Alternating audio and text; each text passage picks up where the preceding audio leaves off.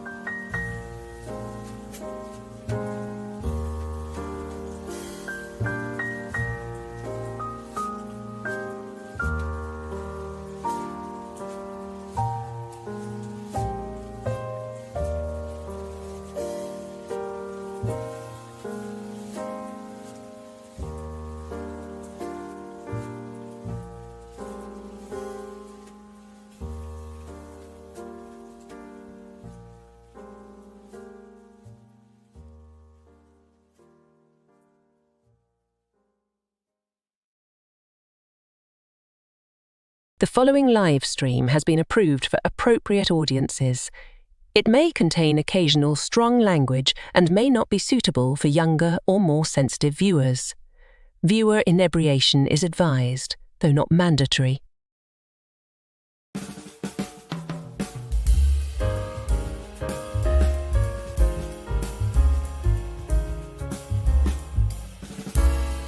Good evening, happy Friday, and welcome to the last call of 2024. It's been a brutal year, but it hasn't been all bad. Let's take a look back at it, see what was good, what was not so good, and see if we can make some predictions about 2025. I may not be what you'd call an optimist, but I think I have some reason to at least not be pessimistic. We'll see. Top off your glasses, settle in, and we'll roll out this special year-end Canarble Wagon right now.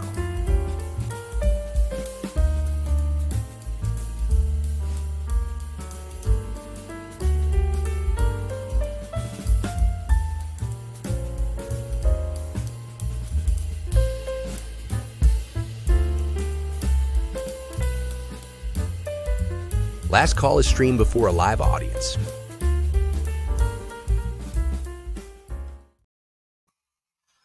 Salud, and welcome, like I said, to the last call of 2024.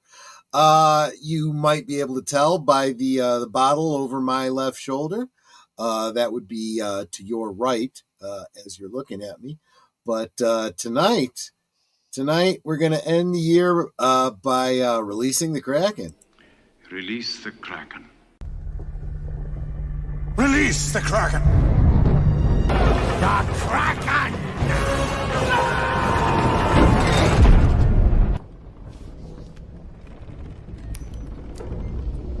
Why is the rum always gone?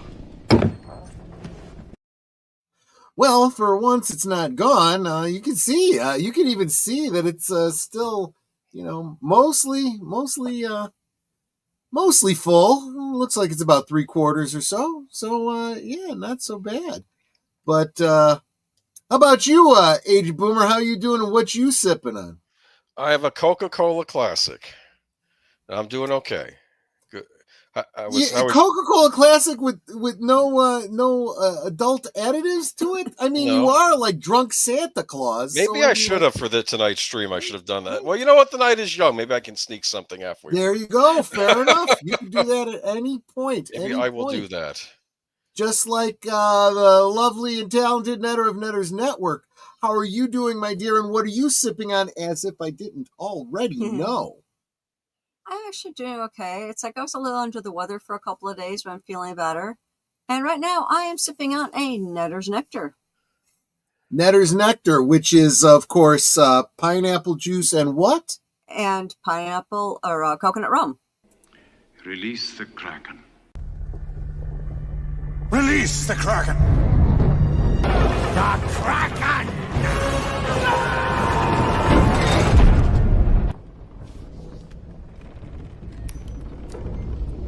Why is the rum always gone? Okay, it may not be Kraken brand, but it's still rum. Okay, now you need to get one of those for me for Malibu. I know.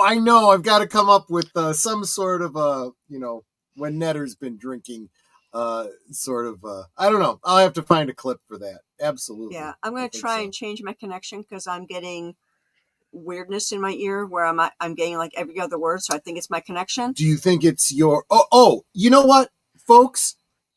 Doing a soundtrack right now. Give us 5x5. Let us know how we sound in the chat, how Netter is coming through, because she's not hearing me really well.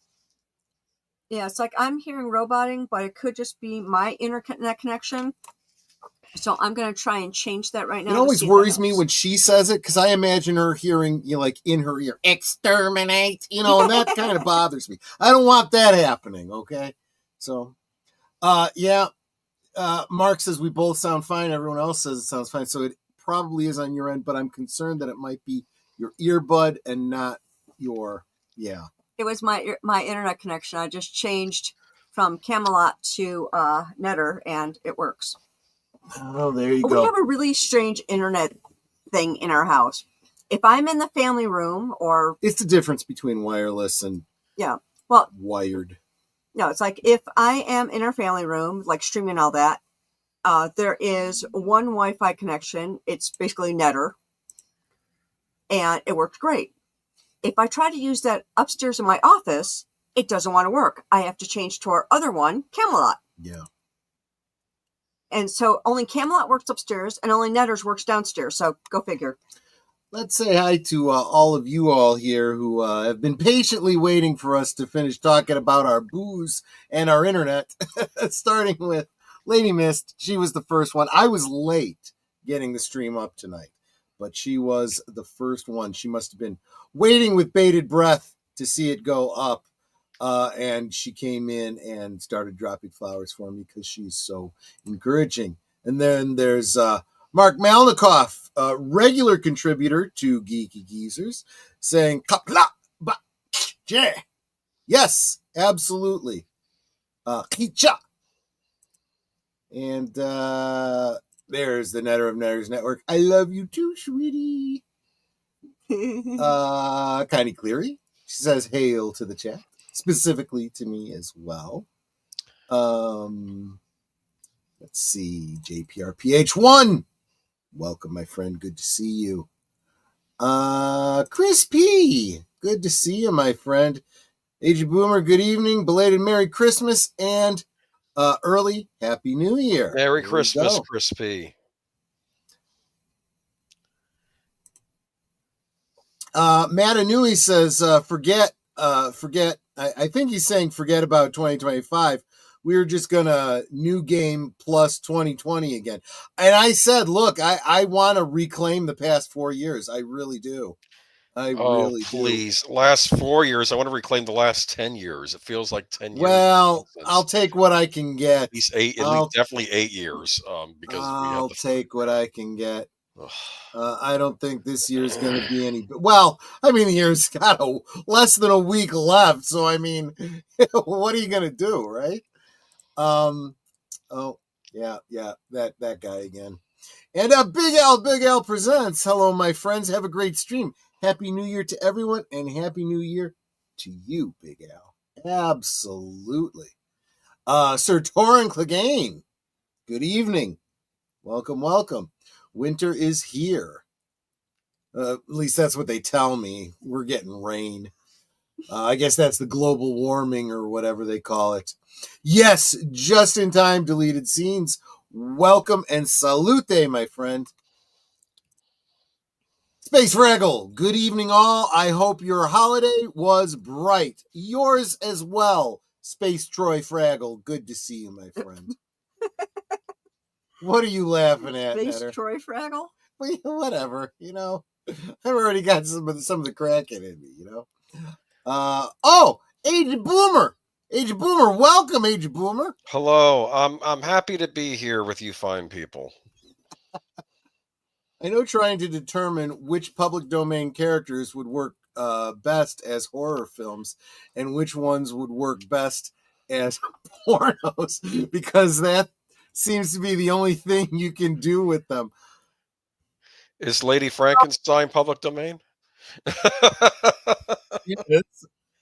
Yeah, you got me thinking about that now. But my concern is that, and we'll be talking about Nosferatu in about a week or so.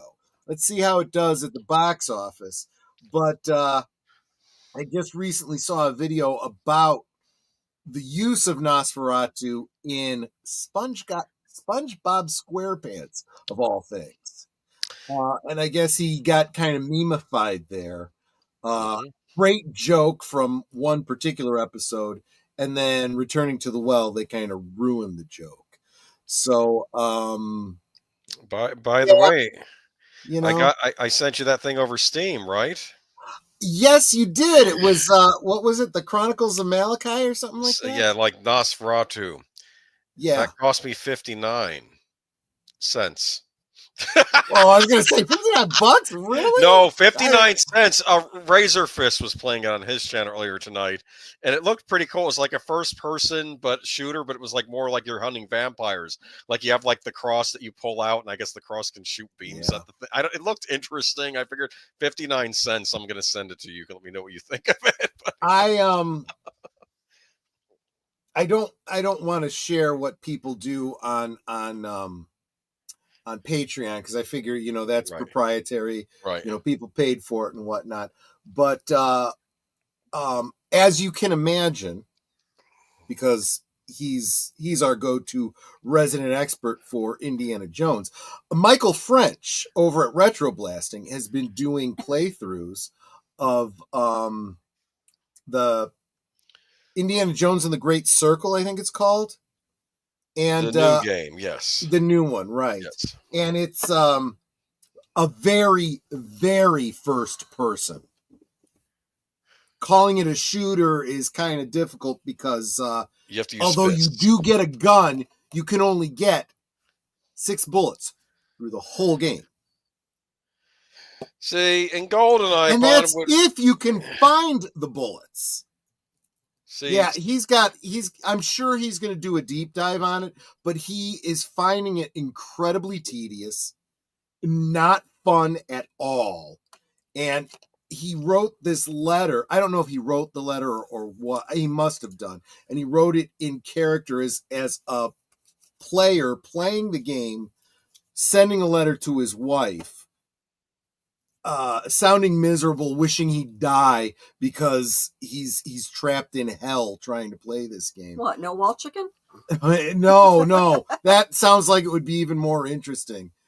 Some line about being beaten to death by Italian fascists while trying to take a photograph of a sleeping cat for unknown reasons. Yes. I'm like, oh my God. And I read this to Netter in character, and she's laughing so hard. And I'm like, I saw his first playthrough.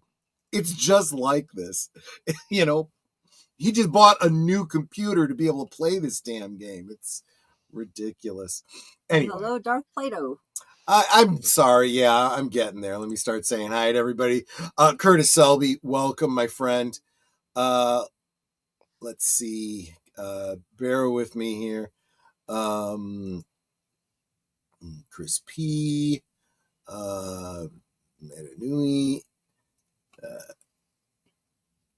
Just trying not to miss anybody if I can help it. Mark, Lady Mist. Yeah, I'm sorry. I see you guys all talking, and I just kind of got to move. Troy, got your message, and Age Boomer is invited too. I'll shoot you a DM later, Age of Boomer. Wade has a stream on the 6th where he's celebrating his 2-year anniversary, and I said I'd try to stop in. That's a Monday. So I'll see what I can do. We'll see what we can do. Yeah. Darth Plato, hi, good to see you. Tim Hayes, yes, welcome, my friend. Yeah, speaking of the retro blasting community, there you go. And I think that catches us up. Too bad others have had fun with it. Opinions vary, I suppose. Yeah. See, here's the thing about it. I guess the people that are having fun with it are like hardcore gamers, not necessarily Indiana Jones fans. So think about it this way. I'm sure there are people who enjoy Kurtzman Trek and the Star Wars sequels and stuff, but not fans of those franchises. Oh, it's a good popcorn movie. I give it a 5 out of 10. I enjoyed it. It was a good night out or whatever. But all the fans are saying this is crap, And that's kind of what's happening with Indiana Jones. Indiana Jones is, punch, fight, shoot, crack the whip, swing, action. This is quiet, stealth, side quest, find the bullet to put in your gun so you might be able to shoot it later. Solve the riddle just to get out of the office. I mean, it's Tomb Raider. Not even Tomb Raider. Even Tomb Raider has been is more action oriented than this thing, and the controls are absolutely not intuitive at all. Like so Michael's talking about, he finds a bunch of bullets and he wants to load, the revolver. And he can't figure out, and there's no instructions anywhere that tell you how to do it. So the best you could do is go out to the chats, Reddit or whatever, and find out what other people have said. And it's like, you hit up, down, left, right, click, click, this, that, the other.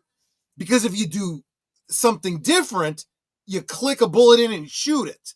And it's like, okay, I just shot a bullet at nothing. Thank you very much. And I can only find 6 of them in this game to begin with.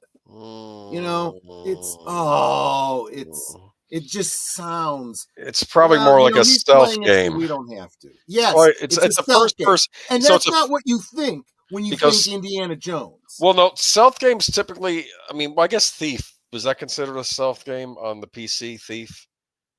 I guess. I don't know. I never played it. I know that on consoles like Metal Gear Solid, Splinter Cell, they're stealth games, but they're usually not first person though. But they were, you have limited ammo because it's more like you're a spy trying to, infiltrate these things and stuff. Yeah, but yes, welcome Nate. And he said the song "You're the Best Around" was originally written for Rocky, and Stallone passed on it, so they used it in The Karate Kid, and that's true. Yes.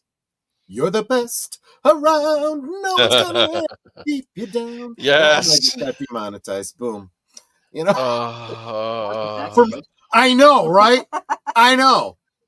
As long as they can recognize the song, you string the right number of words together, and they'll hit your channel. That's how this works these days. Anyway. But Michael French isn't on the panel. Otherwise, one of his failures of 2024 might very well be Indiana Jones and the Great Circle. Whereas we are going to look back. There's been some good things that happened this year. There have been some things that weren't so good. And ironically, as Aged Boomer was conceiving this idea of what we were going to talk about tonight, I realized that even some of my winners were losers. Okay. It kind of fits both. But I do want to say something else.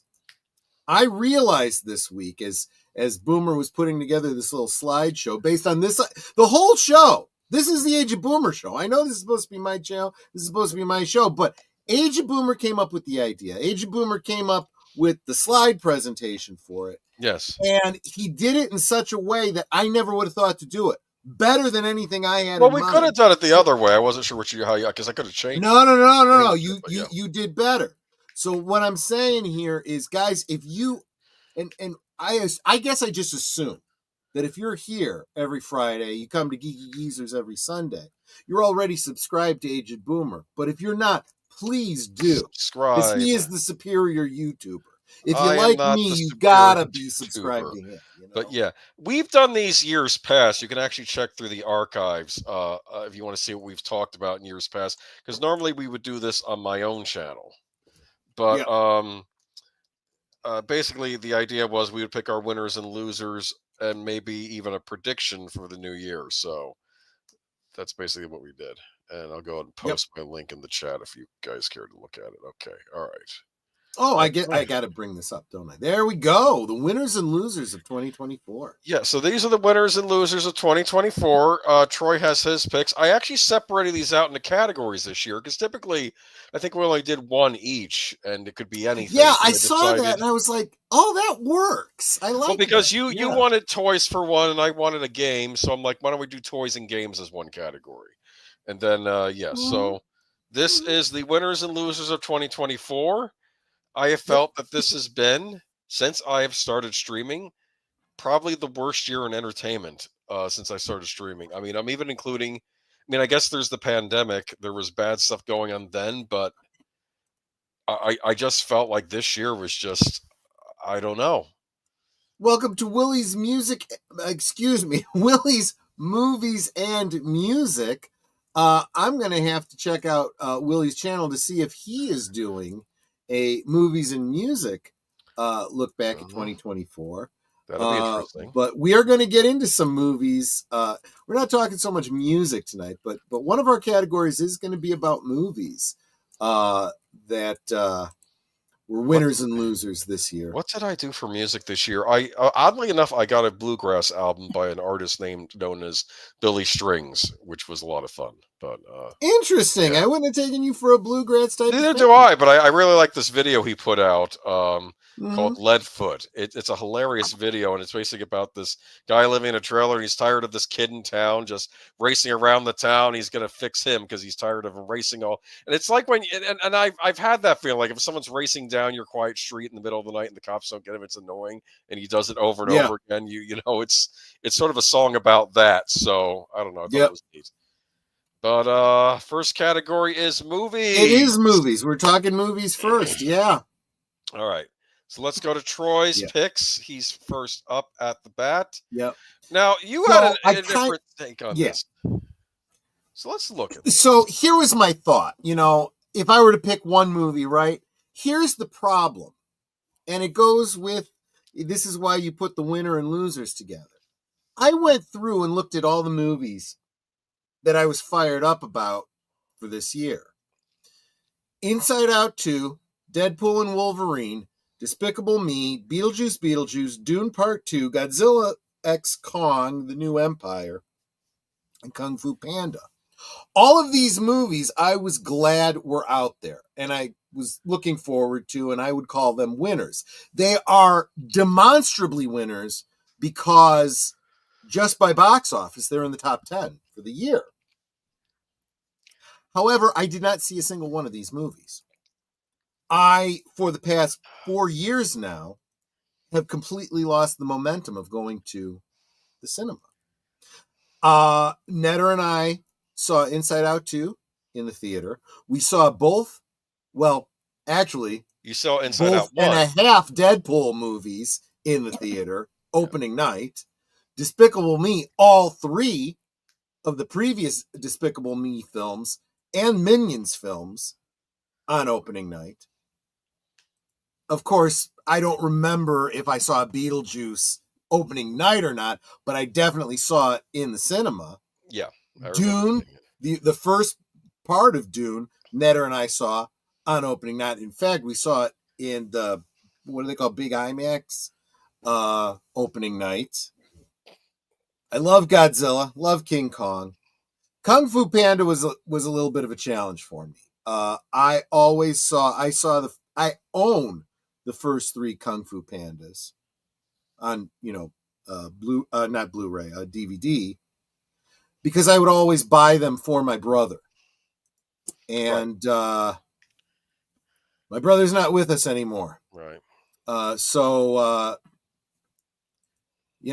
one's a little bit more challenging for me, but I'm glad that it's doing so well. I'm glad it got a fourth movie.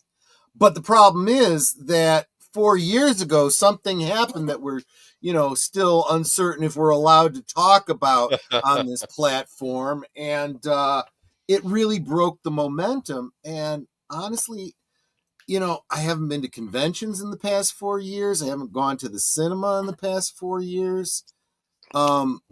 Netter and I have really become homebodies as a result. The So problem I is, feel like, yeah, go ahead. I was gonna say different states handled that differently. Like I know the state you lived in was a lot harsher than Mhm. some other states, like my own. Yeah, As I far live as in the lockdowns went. Alinistan, so Yeah, I absolutely. I mean, you got New York, you got Illinois, and you got California.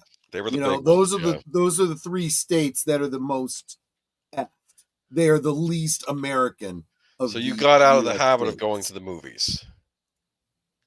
Yes, I absolutely did, and I mean, don't get me wrong. I've very much focused on the physical media, but now that's how I'm getting it. It's like, well, you know what? If I'm going to spend $10 on a movie, I may as well just spend the $20, get the DVD, and I've got it forever. Yeah.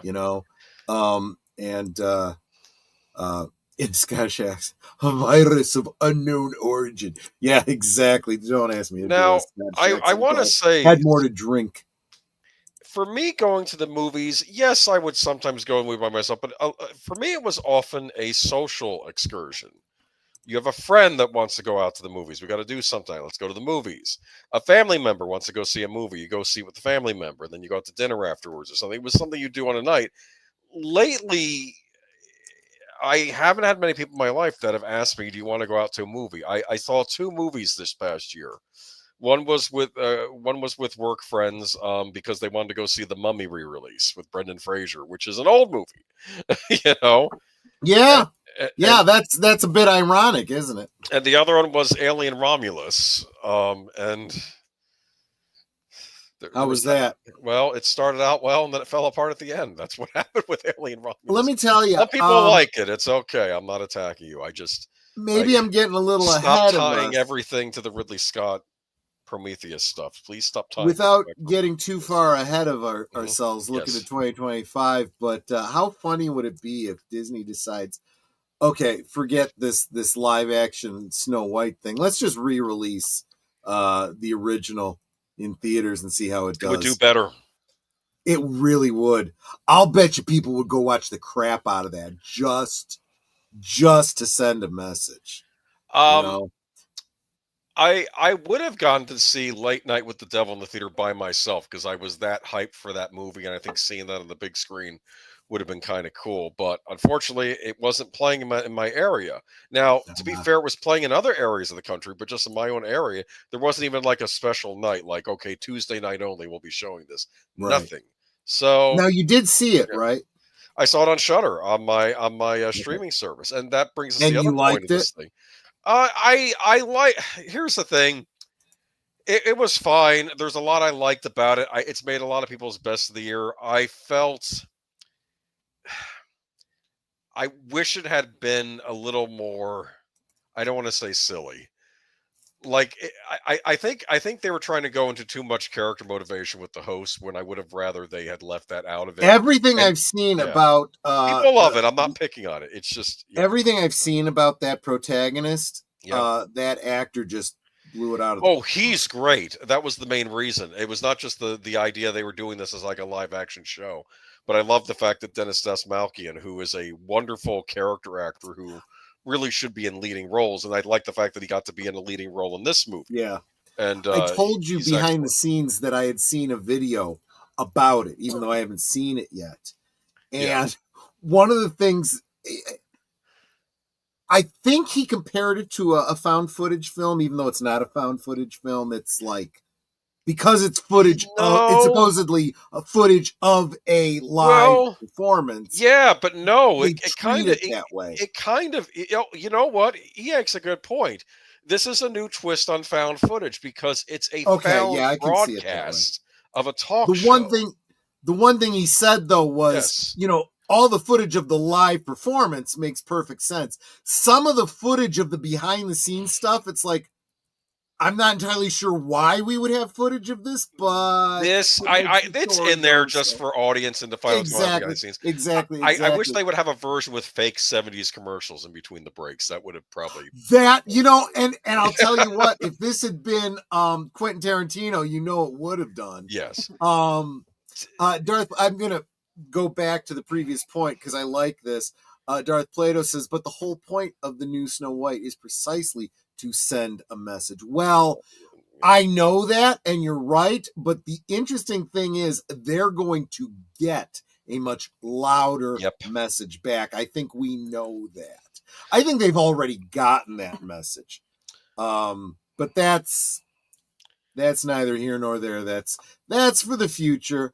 So yeah, I feel like the cinema is just barely hanging on. I hope that the industry gets their head out of their collective asses, because right now, I need to get off my friggin' ass and get out of the house and start walking around and doing stuff. Yeah, man. But they trained you not to because they want you. They want us really all. have. They want us all holed up really in have. tiny rooms with virtual reality helmets on our heads and just. But that we'll get back to this little nugget because we'll be talking about that with the one of the last winner loser and look forward to the future commentaries later on. But I wanted to bring up another point. People don't go to the movies as much as streaming. Like I said. Late Night with the Devil, I actually would have gone to the trouble just because I wanted to see the big screen, but it was on like in a month of a release. And to be fair, that was I realized that was a limited engagement. They were probably mainly going to show it on Shudder. But I know that other movies this year, they came out. Well, let's be honest about Shudder, though. Shudder is a streaming service. That is their focus. Yes.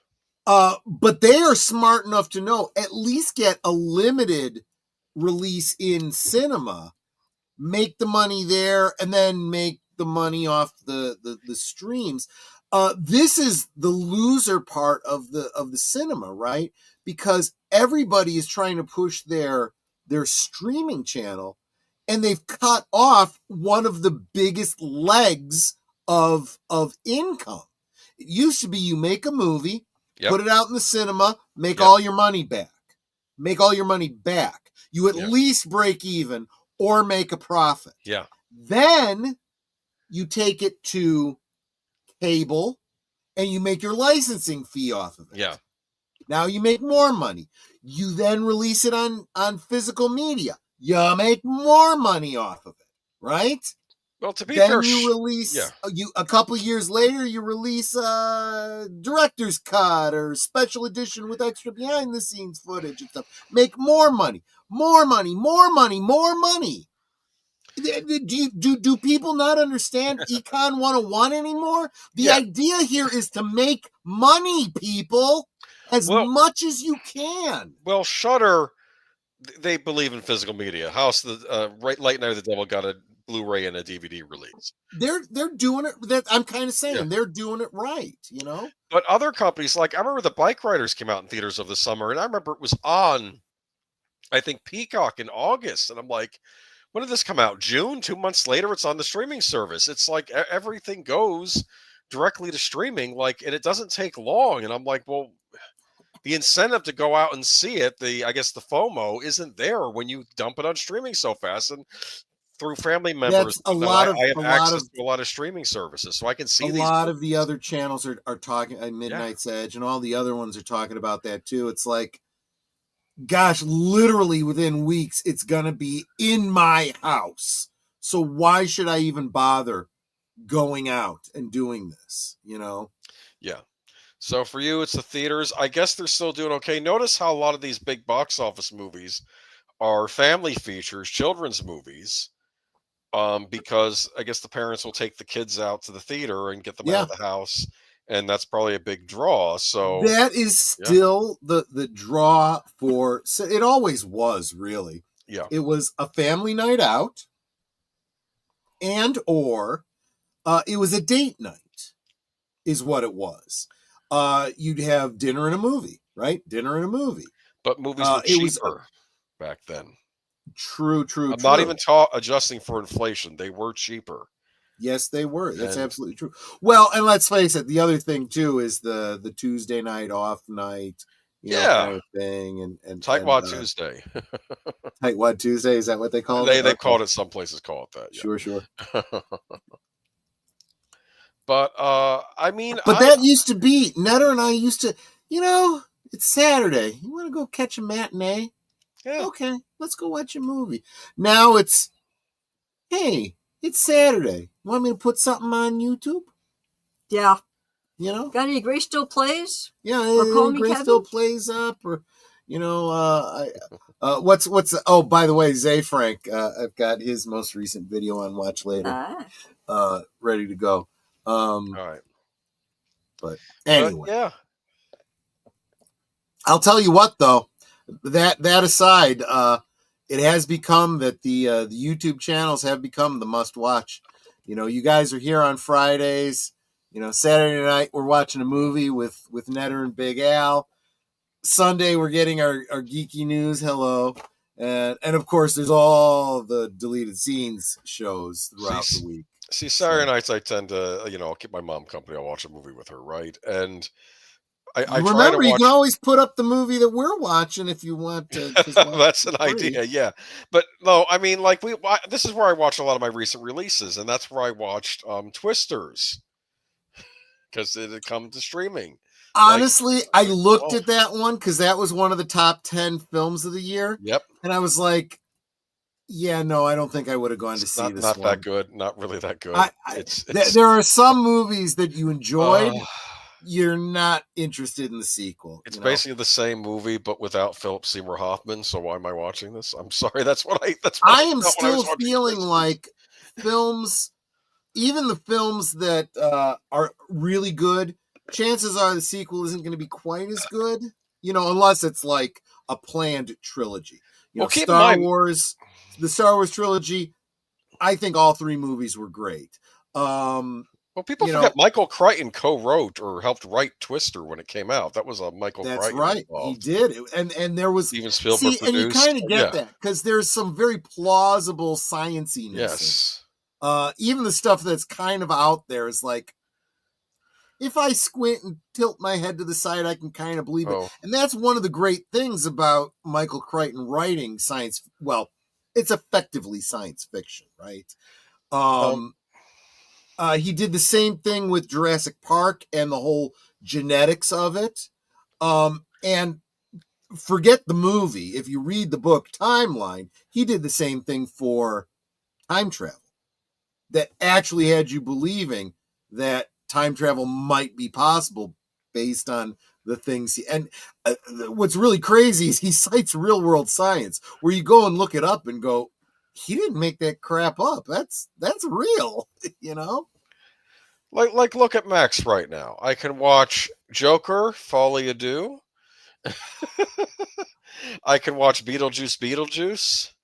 I still haven't seen. Deleted scene. Last week I watched Red One, which was a theatrical release, and it's now on Amazon Prime. Though to be fair, I think Amazon Prime made a made for Amazon Prime movie and put it in theaters to see how it would do. I think that's what happened. Yeah. There. But, the only relevance I have for that Red One is apparently one of the villain characters, maybe the villain character, was this troll witch or something that's like a Krampus type character. Yes. And John Solo did a what is his series called? Messed Up Origins. And he did he looked at the folklore behind the character. And I was like, I didn't know that one. That was pretty interesting to me. And then of course over on Shadiversity, Shad is talking about what if in a fantasy setting, what would be the best weapons for Santa Claus to go up against Krampus and the trolls and I'm like, yeah, I can kind of see all this kind of, modern lore. Honestly, the YouTubers are coming up with some of the best ideas for stories. We're this close. We are this close because there's some channels out there using like AI animation and stuff to make stories. And I'm like, it's not quite there yet, but I could see it happening. Vagrancy horror will probably be at the top of that, I think. Yeah. Right? Yeah. I saw one that did like the main female characters from DC Comics. It was Supergirl, Power Girl, and Wonder Woman Hello. in an adventure with it was kind of a clickbaity type of Yeah. video because the AI art for that was like, woo, hello. Yes. Power Girl and Supergirl. That would have been enough for me. You know, the blonde, you know, superhero character. I kind of have a type. but they team up to help Santa Claus at Christmas time, and he turns out to be Mxyzptlk, and of course, you know, it was actually a really good story, and I'm like, this is pretty cool, and the artwork was great, and the animation was what you'd expect from AI art these days, just good enough for you to go, maybe in another couple years, right? The problem was he did very cheap AI audio for all the characters, and they all sounded robotic. And I'm like, even right now, you can get better AI voiceover work. I mean, you know, but I'm telling you, there's going to come a day where we're going to be able to look at a movie, right? Pick out the things we didn't like about it and correct them ourselves in our own personal version using AI. Maybe you didn't like Timothy Dalton in that particular James Bond.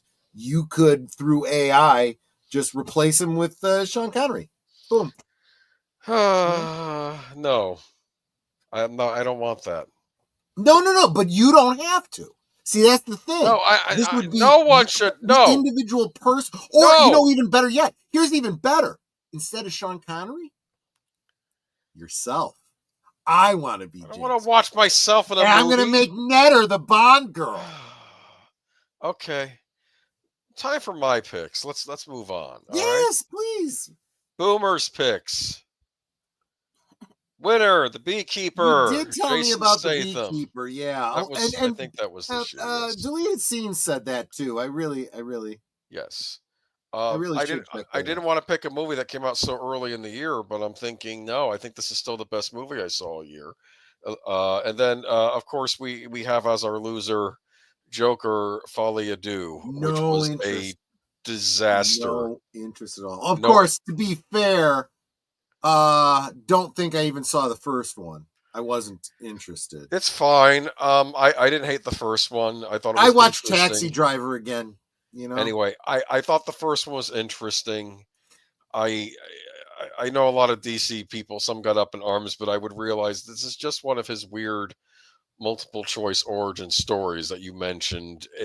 In fact, it's very clear when you're watching it that there's what he's seeing is unreliable anyway because things don't make sense. It's anyway. But Beekeeper is a fun actioner. Yes, that Beekeeper was a fun actioner.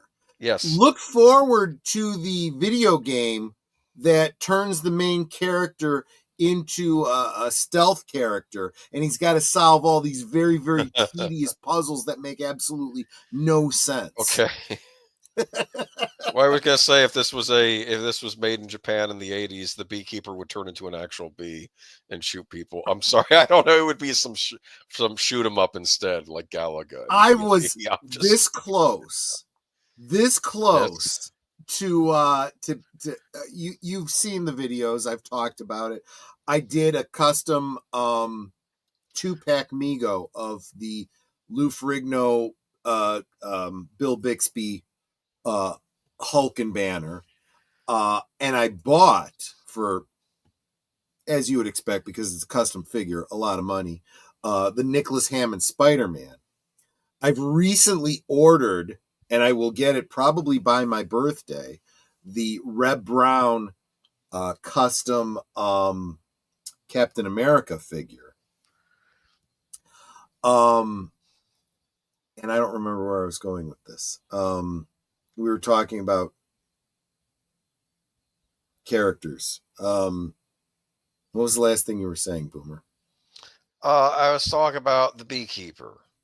The Beekeeper is about Jason Statham, and he's this grizzled. I don't want to say old man because he's not old yet, but he's getting up there on years. This and is what happens when you drink, people. I went off on a tangent. I know it was related, okay. but I can't figure out what it was I was talking about. It's okay. Anyway, so he keeps bees on this farmland, and this old Oh lady no, not the bees, not the bees. Yeah, she runs the farm, and I think her name was Felicia Rashad. She's been on the Cosby Show. Remember her?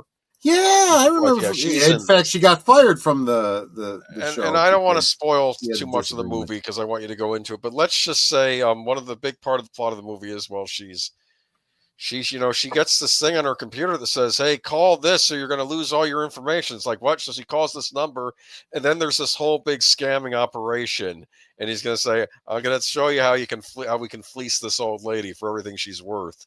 And it's one of these online scams. And then she also manages a charity because she's a retired school teacher, and she manages a charity. And let's just say both her life savings and her charity get robbed, and she doesn't know what to do. And well, things have a bad end for her. I don't want to go into more detail, but then Jason Statham is basically like, no, this can't stand.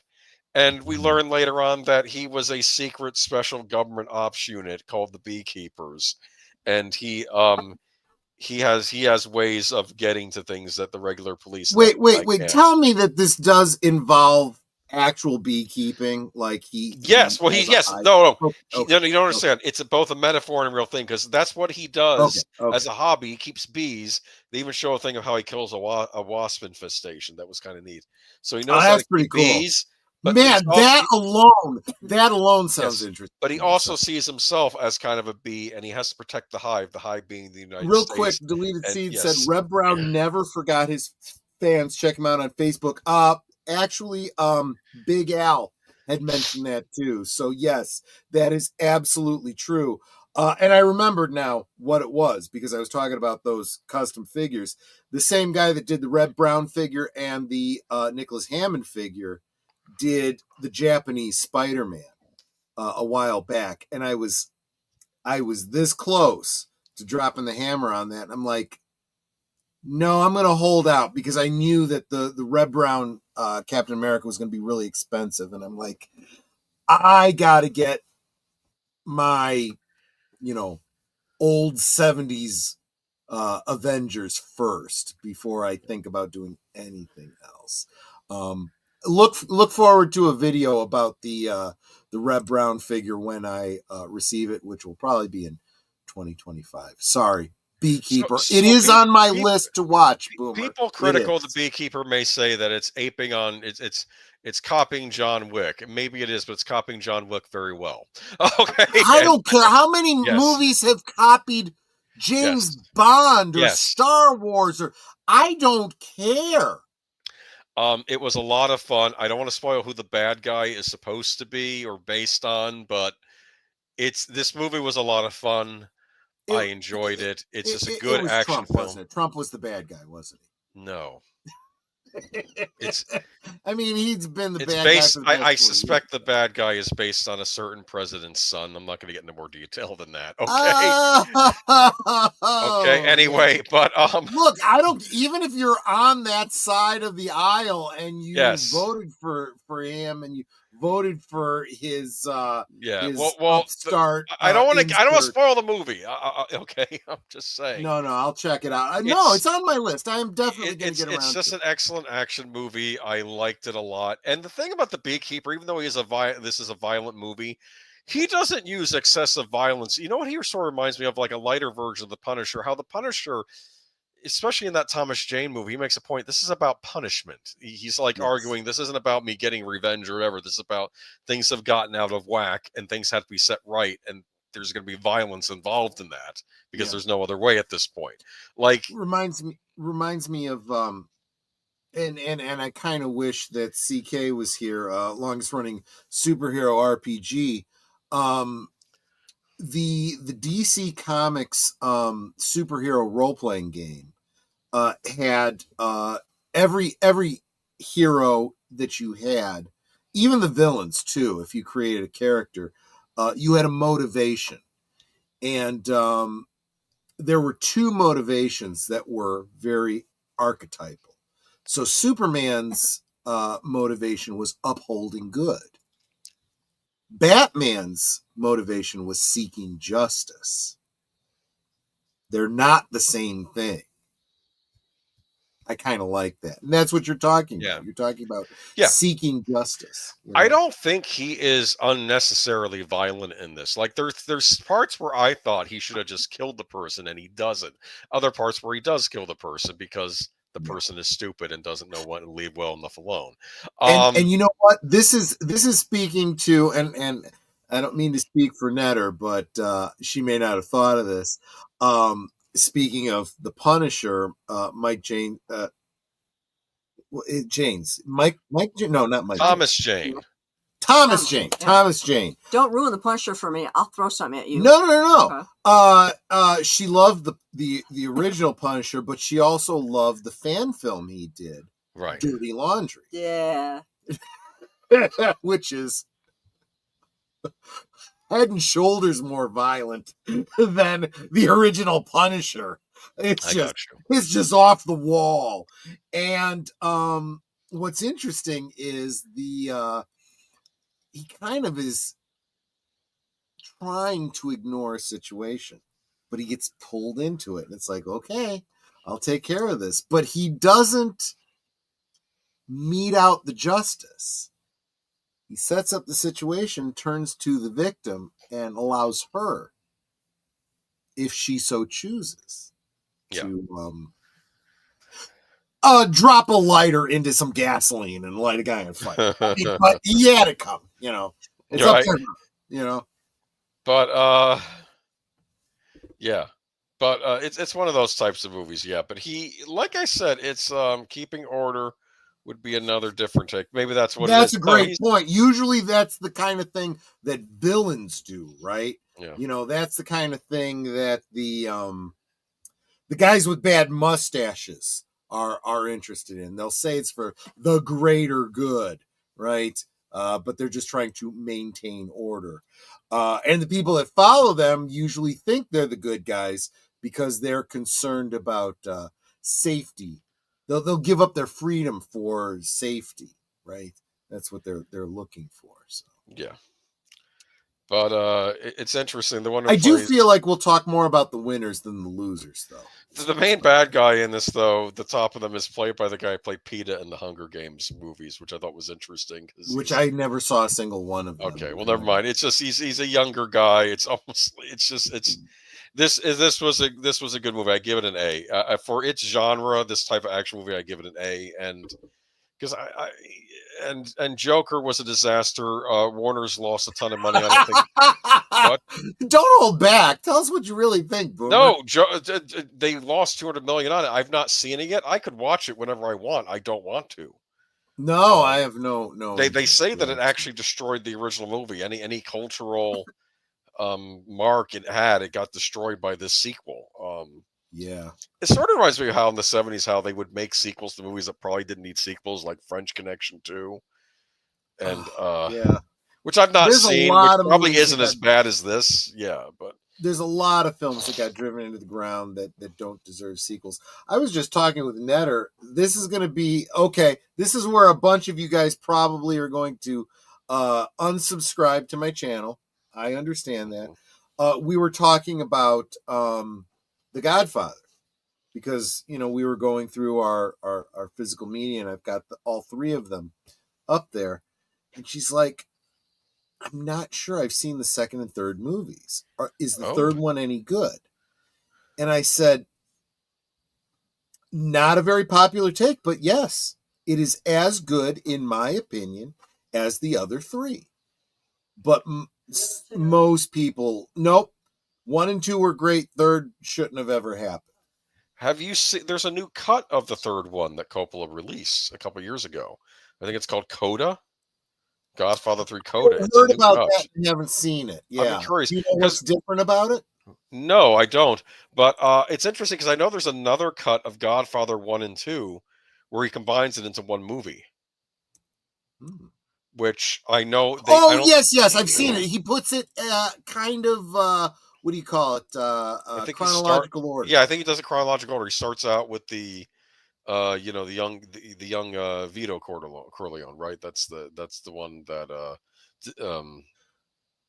Oh, Brando played Thank as you, old Samuel man. Proctor. I got your DM. I'll check that out when I get a chance. But I Absolutely. don't think his like 3 or 4 hour version has ever been put on Blu-ray or DVD. I think it was like an HBO streaming exclusive, and I think it I'm was sure I put could on find it regular somewhere. TV. And I don't Yeah. know. I'm not really sure why no one's put it on. It's well, not. I know why it's not given a physical release. It's Paramount.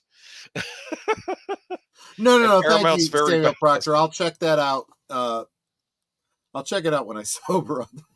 There was a running joke on The Sopranos where like Christopher got this like illegal import of The Godfather on DVD, and I remember Paulie saying, Paramount's got to get their shit together. He was not happy about So, because they were taking forever to Curtis, get Godfather on DVD. Curtis, this is what Netter and I were talking about. Because she's going into what letter of the alphabet you in? E. E. Yeah, and so we're probably going to hit G this year. So she's looking at Godfather, and I'm like, look, if we're going to do Godfather, let's say she does Godfather on Saturday. I'm like, I got to do Godfather 2 on the following Monday.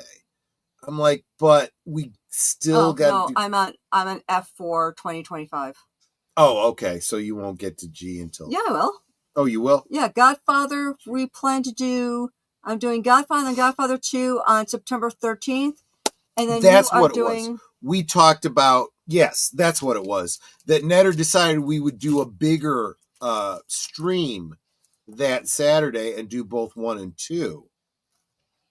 And then I would do 3 on Monday. That's kind of worth it. That's kind of something to look forward to. So yeah, Netter will probably be announcing that early in the year, because that's going to be a big night. But I'm sorry, I really do. I like Godfather 3. I would have loved to have seen that win Best Picture of the Year, because then you would have a film, its sequel, and the third sequel all winning Best Picture for their year. But All right. Should we move on? yeah, let's go. Let's do the next one. Television. Jeez, television. Which I count That's still a streaming thing? series with, let's be Is honest. that still a thing, television? Well, streaming is now television. I But guess. streaming is television. It's just instead of you getting it over the airwaves, you're getting it. Never mind. Troy's picks for winner is what? Yeah. So I'm pretty fired up about this. Those of you that have been following me on Tuesdays, usually right after the Twin Peaks live from Sparkwood 21 stream, I've been doing watch parties of Blake 7. We just finished Series 1. And literally, just as I'm finishing Series 1, I picked up, in fact, I got it right here. Right here. Exactly like he's got in the thumbnail. The Blu-ray. This is the first, they never released it on DVD here in the United States. Netter did buy me the entire series on Blu-ray from UK. But now they're putting it out on Blu-ray, so I am picking it up. They have done the same thing they did with Star Trek, where they've taken all the special effects and kind of upgraded them without making any significant changes to the overall feel Making of the show. it seem like it's not obtrusive, basically. Yeah. So those of you that have been watching Blake 7 along with me on Tuesdays, all the exterior shots are either not really great model shots. The biggest problem is, here's a concept. In space, there's, you got zero gravity, right? So when something explodes, think Star Wars, right? When the Death Star blows up, everything goes outward in all directions. And so when they blew up the model of the Death Star, they filmed it from above. so that it was going in all, it looks like it's going in all directions at the same time. They didn't film it straight on so that all the smoke went up. That looks dumb. See? And unfortunately, that's what happens in Blake 7. Every time a ship blows up, you see the smoke rising up, and you're like, you don't know what it is, but something doesn't seem right, you know? But besides that, all the bumper shots, right? You know, what in Enterprise, or excuse me, what in Star Trek would be the Enterprise, you know, coming in or going away or whatever, just between scenes. The animation of that is very, think of the animation from Monty Python. It's that kind of animation. It's, so what they've done is they've digitized and done 3D models and stuff.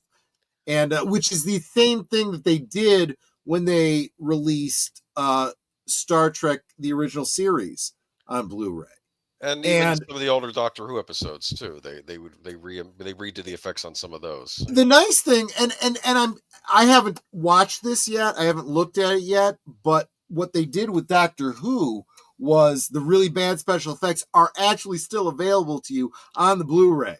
Yeah, I think you could choose to watch the new version. Well, I'm guessing they probably did the same thing with Blake 7. All right.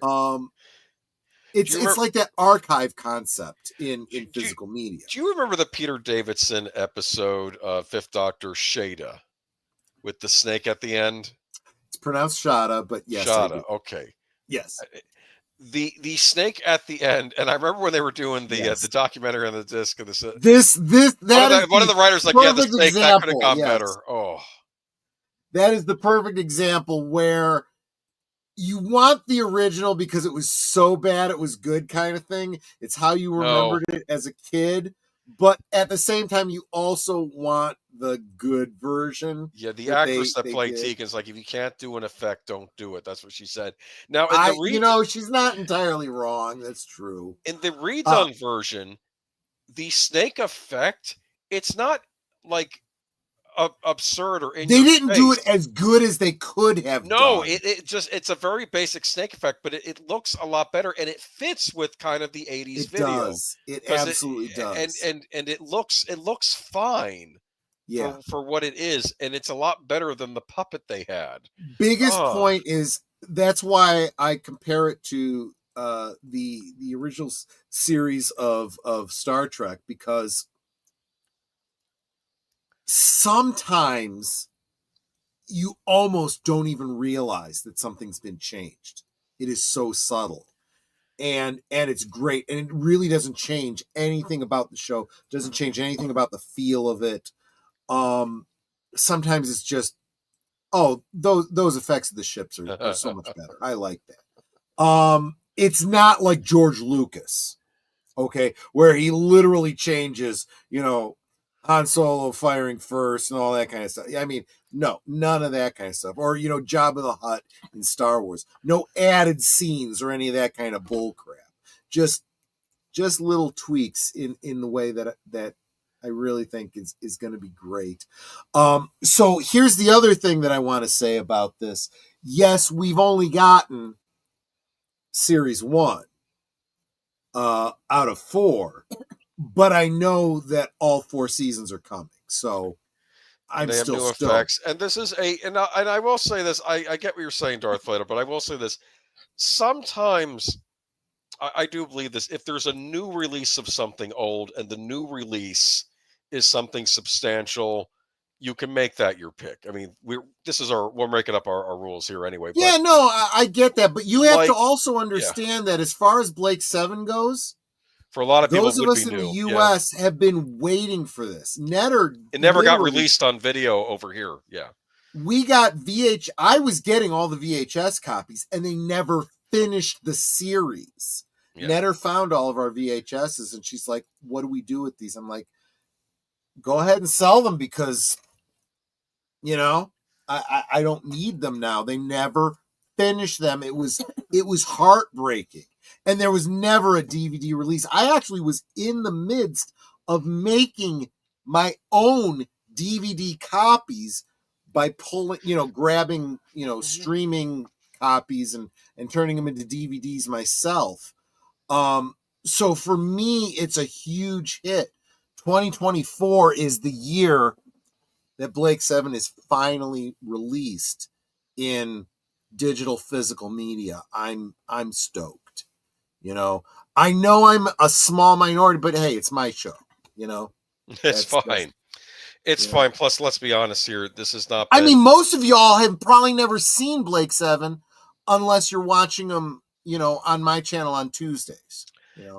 Now, your loser, though, is, you said in general, Kurtzman Trek. This is Star Trek Discovery final season 5. This aired this year, so this counts. And you had some reasons behind this. It might go with an article about to read from. Yeah, so here's the thing. There's plenty of other channels that have gone into much deeper dive than we have. In fact, I would highly encourage people to check out the Midnight's Edge conversation about this, because they tie it to some previous videos that they've done talking about Kurtzman Trek and so forth. They're bait and switch. They say this is Prime Universe, but Prime Universe does not mean what you think it means. They imply that Prime Universe is in canon with the original Trek, Next Gen, and all that kind of stuff. And it absolutely is not. It is not compatible. It is clearly a different universe. And so you're seeing a lot of videos. Yeah, and this is the article. Star Trek just erased an entire series from canon. Yeah. And this is from what, I don't know where you pulled this from, but there's a lot of Giant Freaking Robot, I think. This one was Giant Freaking Robot, but there's a lot of mainline channels talking about this. Was it Screen Rant and all these other channels are talking about this. It's not just YouTubers and Trekkies talking about this. This is mainstream media saying this.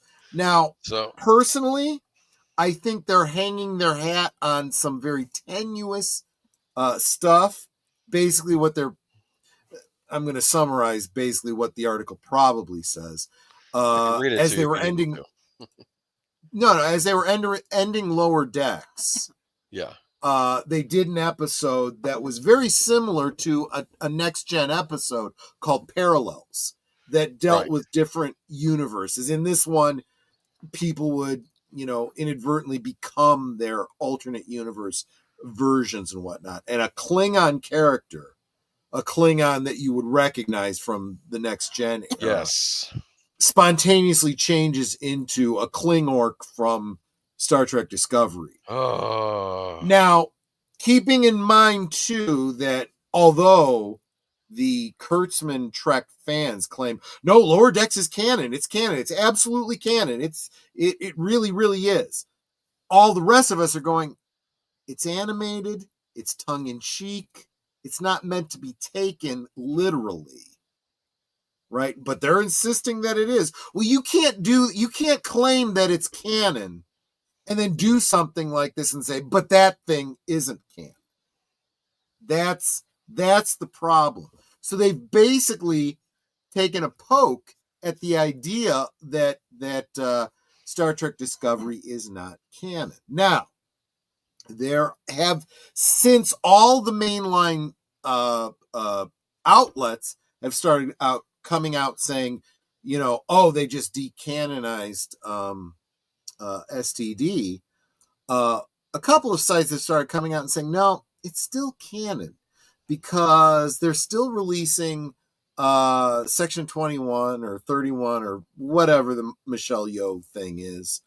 They still got this Academy thing coming out. No. Strange New Worlds is based on Star Trek Discovery.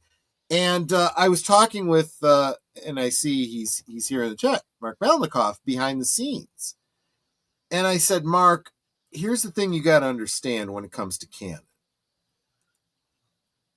CBS Paramount is the current owner and operator of Star Trek. They own the IP. So they can claim whatever they want about what is and is not canon.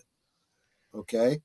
The problem is that right now, the rights related to Star Trek are a little bit up in the air because they're being acquired by Skydance.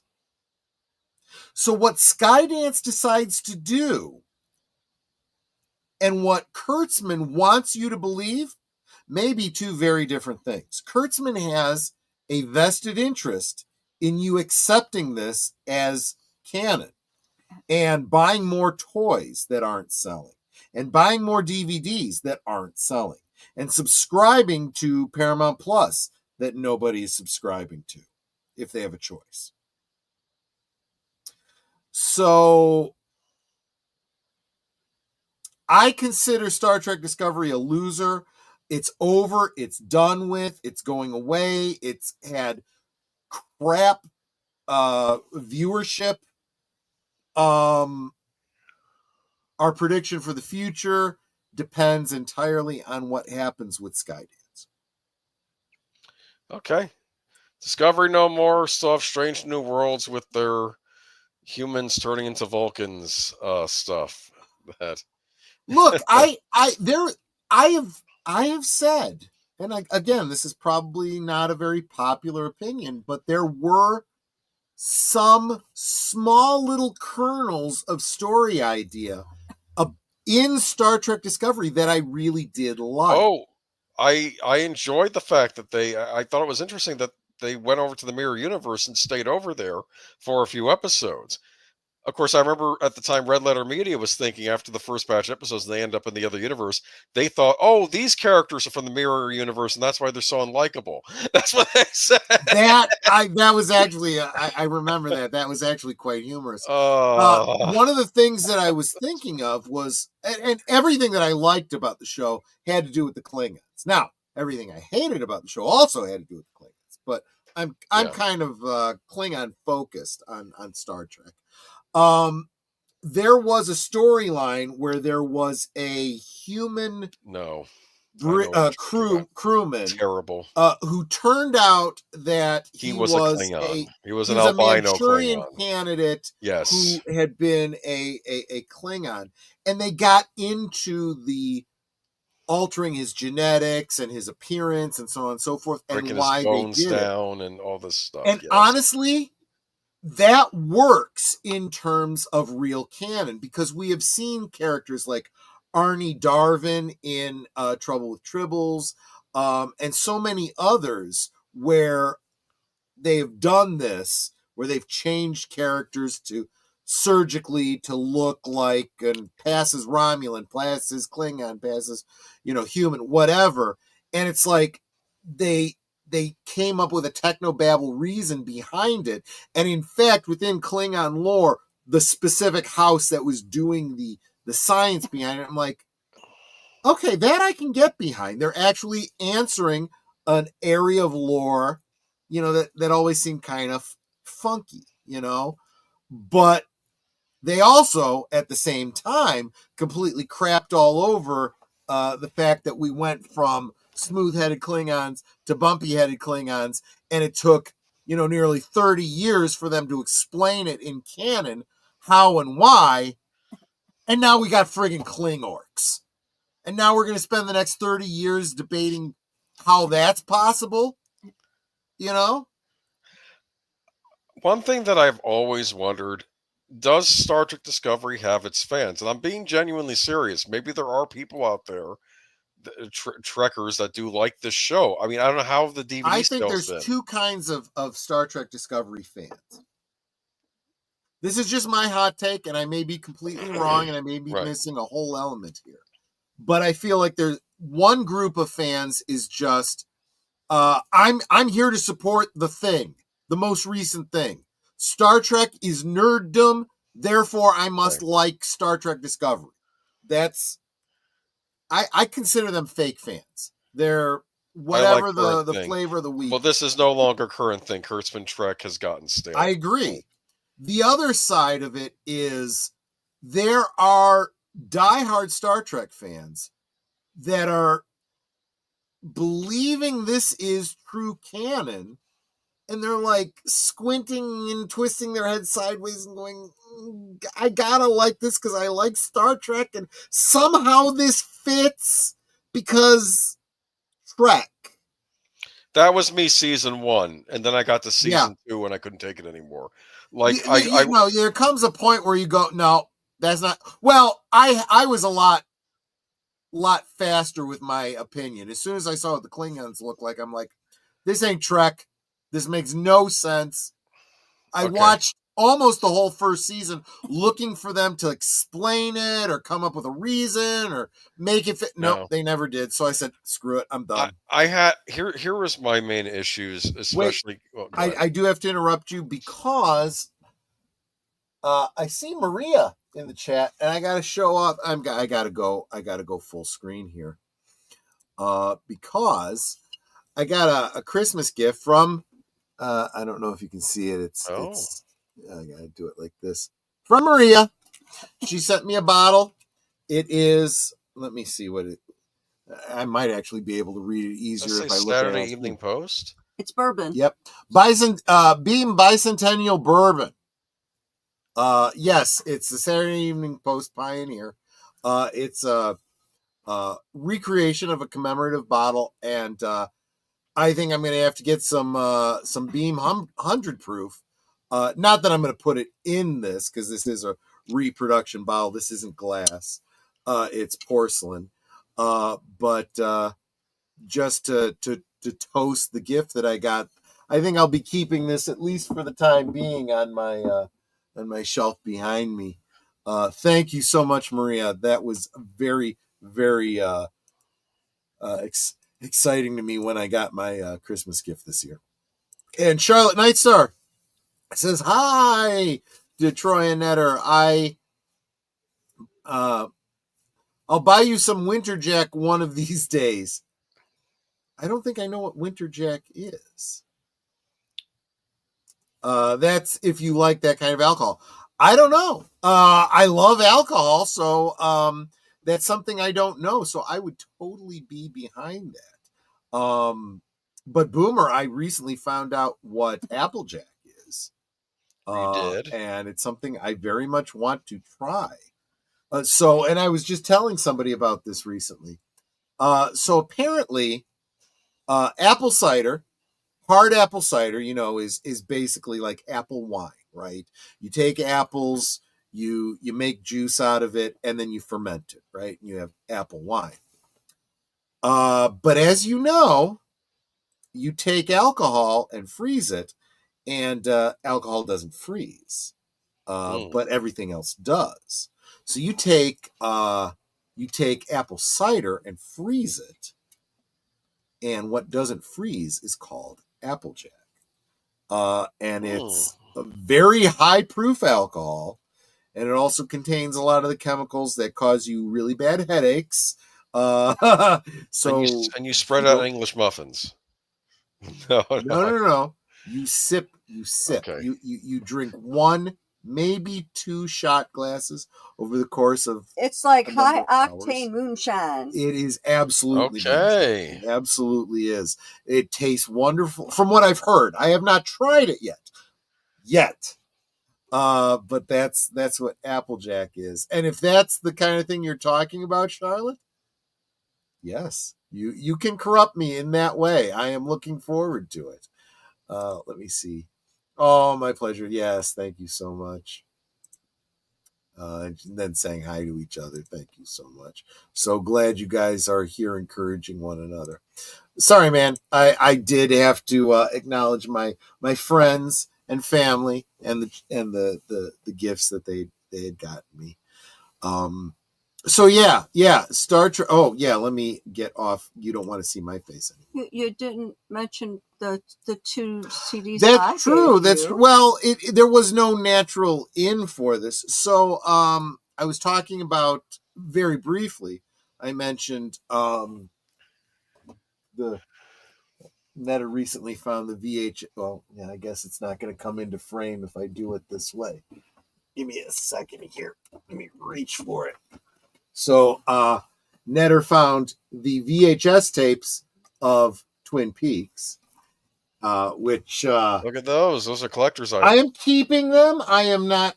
They are still shrink wrapped. They're not even opened yet. I've been obviously watching the Blu-rays and the DVDs.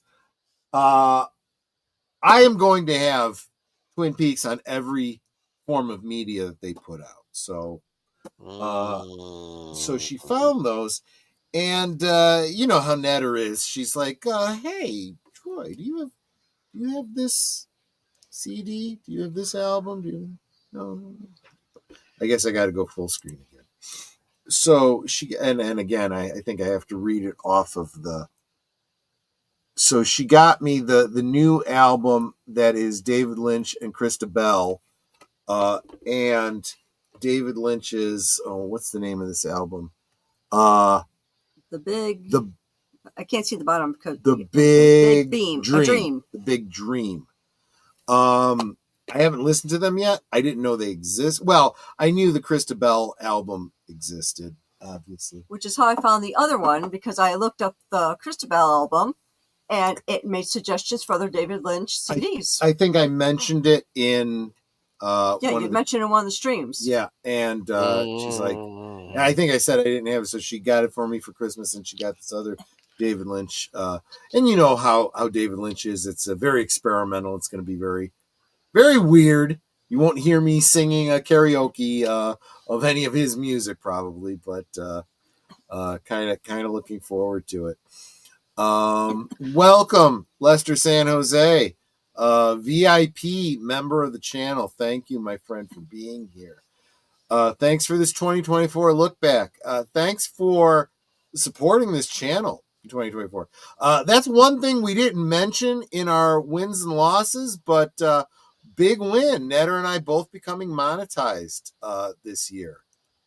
Very, very fired up about that. I actually had some questions about how long, if I wanted to continue doing the whole YouTube thing. Got a whole second wind when I got monetized. I got to say that. Cellophane Memories. I listened to that live on YouTube on David Lynch Theater Channel. Yes, thank you. I couldn't read because I put in my contact lenses when I go on stream, but then I can't read anything. I play trombone. So thank you for that. Yes, Charlotte Nightstar is huge David Lynch Twin Peaks fan. She found us because we were doing the watch parties on Tuesdays. So I am so thankful for that, just because she is. Boomer, you okay? I'm fine. He wanted to know what I was umming about. I don't know if I was reacting to something you said, or maybe I'm just doing it because I'm just fed up with modern television because it's not good. Oh, look at that. Oh, yeah, just realized he had a membership chat that he could. Yeah. I do that too on channels, right? You're a member and you forget that you have those membership chats that you could drop. Would you like to see my picks? I would like to see your picks. What's your winner loser of TV? Boomer's picks. Cobra Kai. I'm with you. Absolutely. We got a Cobra Kai stream coming up in early 2025. Yes. I want to mention something about this because I originally had Tulsa King season 2 because I think it was very impressive that Stallone got another 2 seasons. But I haven't watched season 2 That's another yet. one that's on my list. I haven't seen it yet, but I will be. I'm sure it's good. I love season 1 of Tulsa King, but I also have to remind myself that a lot of shows I liked fall off in season 2. For instance, I really liked on Apple TV, it was the Foundation series. I thought season 1 was really good, and then season 2 came out. It was not really good, and it kind of dropped off. I'm hearing the same thing about what is it? Squid Games? Yeah, we'll talk about that on Sunday. Yeah, but that's fallen off, and that happens. So And I haven't watched Tulsa King season 2 yet. Maybe perfectly fine. I'm going to get to it, but I did finish Cobra Kai. She's getting ahead of us, but The Acolyte was the best, wasn't it? Just kidding. The reason I picked Cobra Kai was because they're doing this nonsense, and I know why. They're stretching it out. They had like season 1, part 1 in July, season 6, part 1 in July, season 6, part 2 was like, I think, debuted a few weeks back, and we're going to get, I guess, the final episodes in February. I believe that's when that's going to happen. Well, and that I was gives me kind of time to like, catch up on those really? two But I parts. still watched the episodes, and the way it had even though it's not really a season finale, because the season's not over yet, the way they left it, it really surprised me. It was another one of these situations on Cobra Kai where all hell breaks loose. And that happens on Cobra Kai every so often. And the unexpected happens, but the unexpected happens in a way that makes sense. So it surprises you, but at the same time, it's not breaking what's been set up. This has been a genuinely great television series, a great follow-up to the Karate Kid movies, and I think a great reintroduction of wuxia to modern audiences, which is was a genre in China known as the martial hero, in other parts of the East, the martial hero. And I hope the series ends on a great note. I'm keeping my fingers crossed. It's why I wasn't originally going to put it on here, but those last few episodes I watched of part 2 are so strong that I had to put it on here. I have to give all the actors, the writers, the direction, everyone credit, the martial arts choreographers, everyone gets credit. Everyone is giving their all to this series. A plus. I'll give it an A plus. Are That's you how much I like are you it. feeling positive about the film coming up with Jackie Chan? Yes. Good. Yes. And I think Karate Kid is a series that we can expect to see more of in the future, and we are going to see more of in May when the next movie comes out. Nothing but good things to say. But the problem is, I don't want Karate Kid Legends to overshadow the great work that's been done on Cobra Kai, and Agreed. I really do want it. And I'm, not that I'm ragging on Karate Kid Legends either. I think it's going to be great as well. But I think there's room for both, and I'll tip my hat to Cobra Kai. I'm keep my fingers crossed it's going to have a great finale, which if they've kept up the quality like they have been, I think it will be great. This will be a series that I will be revisited by myself and other season. People. Yeah. There are some seasons that are better than others, but none of them are in any way bad, in my opinion. No. And I think they've all been good. I can't imagine. I can't imagine the last part of the last season not being good. Here was a surprise in season 3. Because season 2 had kind of that dark finale, and then season 3, the big surprise isn't so much that it's Elizabeth Shue showing up on the show. Yeah, that was awesome. That both her and Daniel and Johnny needed her to come in and knock some sense into them at the right moment, and I've nothing but haven't seen Penguin. I've heard good things. Yeah. I gotta say, what got me, what I thought was just bloody brilliant, was not only they bring Elizabeth Shue in, but then when they bring in, I forget her name. She was in Twin Peaks. She was in Karate Kid 3. She was the one that was not Daniel's love interest in Karate Kid 3, but his moral support. Right, because she was literally too young, and the actor felt. Ralph Macchio was like, "This ain't cool. Let's not do this." And it turns out that she is like related to his wife or something like that. And I'm like, that's genius. That's just friggin' genius. There's, I don't remember if it was her sister or cousin or something like that. And I'm like, I like that. That's very, very clever. But yeah, all of these characters that got and look, I heard some people say, "Oh, that doesn't make a lot of sense." That everybody knows everybody, they're related to what. It's like, think about your life, ding dong. You meet people through people. All of your friends and all of your relatives know each other because they know you. This is your sphere of influence, and they're going to come back later in life. It makes perfect sense that your mother would show up at the holidays It makes perfect sense that, your friend, your female friend introduces you to your wife. Come on. These things make actual sense. I like the fact that Cobra Kai brings up class issues on the show.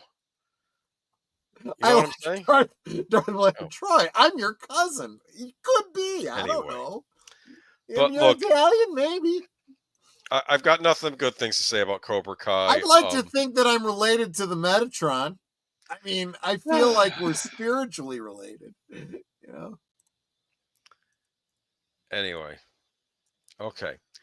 Anyways, I don't think you're caught up yet, so I don't want to talk anymore on this, right? You? Yeah, I probably don't want the details of this. I don't want to give you any details. I just think that they've hit it out of the park so far. Especially as they are. Oh, wait a minute. Yeah, especially as they're in the tournament of tournaments. All right. Not only that, what I got to say is this was a great. So for all of the shows that we have seen that are going back and bringing back the characters we love, introducing a new generation, etc., Cobra Kai and Ghostbusters are the only two franchises that I can think of that have done it well. Yeah. That have done a good handoff where you like the new characters, but they haven't completely maligned the old characters. Which is what you need to do in these types of things. Yep. Which is what Star Wars should have done. And Star Wars has absolutely not done. They've done the opposite, which is why they are a loser.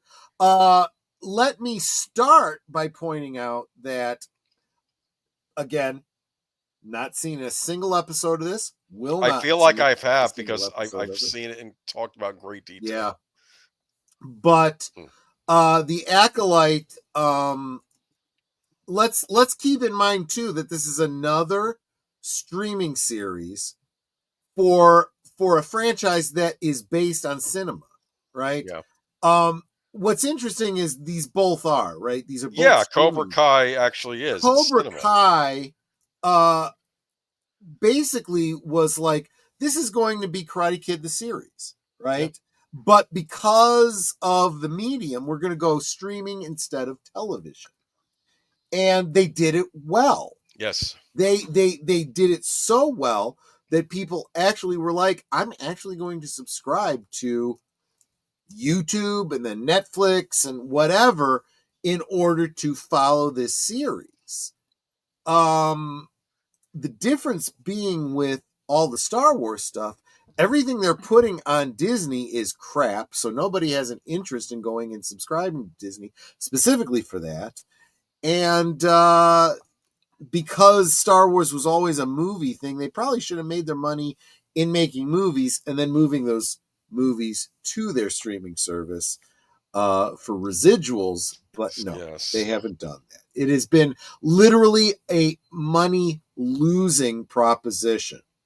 They lost subscribers over the Acolyte, and yet they overspent on the Acolyte. And nothing was lost. Yeah. Cobra Kai entertained me, and just hearing about the Acolyte made me feel pain. Even though I refused to watch the show, I still would watch videos on people talking about it. Like, actually, the funniest ones were the ones by the what was it, the fake Obi-Wan and the fake Qui-Gon Jinn. Remember that?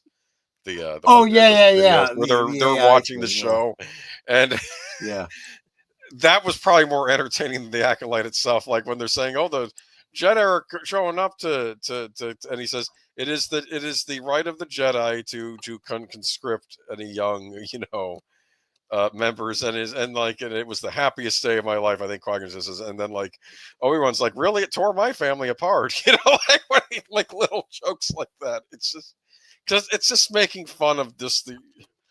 This was a show that I guess was trying to deconstruct the Jedi and turn them into bad guys, right?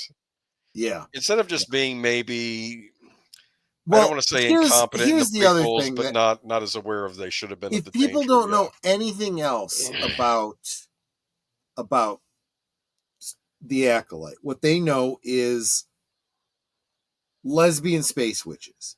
And we're not talking like, Star Wars underworld type lesbians. We're talking not the fun type of lesbian. Some chick with horns on her head. Right.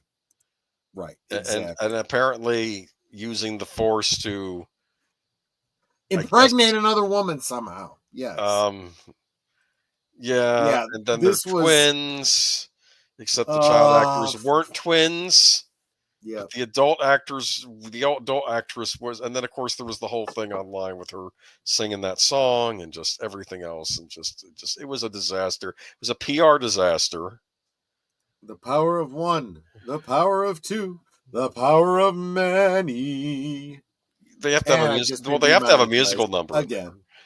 What? I'm sorry. I've just been demonetized again, yeah, because Ewoks I'll get some sort of a claim or something from Disney because fuck Disney. Didn't I say deconstructing the Jedi, or did I say reconstruct? I don't know. It's late. I'm tired. I'm bloated. Well, the Jedi were the bad guys. The Sith were the morally relativistic characters. Please. So. And then, of course, there was the thirst trap with the Sith Lord. I think they were making a point about, because they have to make the villain, I guess, a love interest. I'm not wanting any of this. This is not made for me.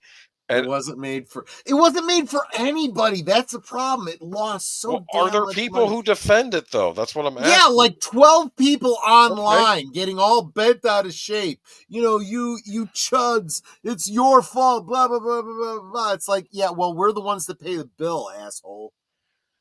Look, I don't subscribe to Disney Plus because of reasons like this.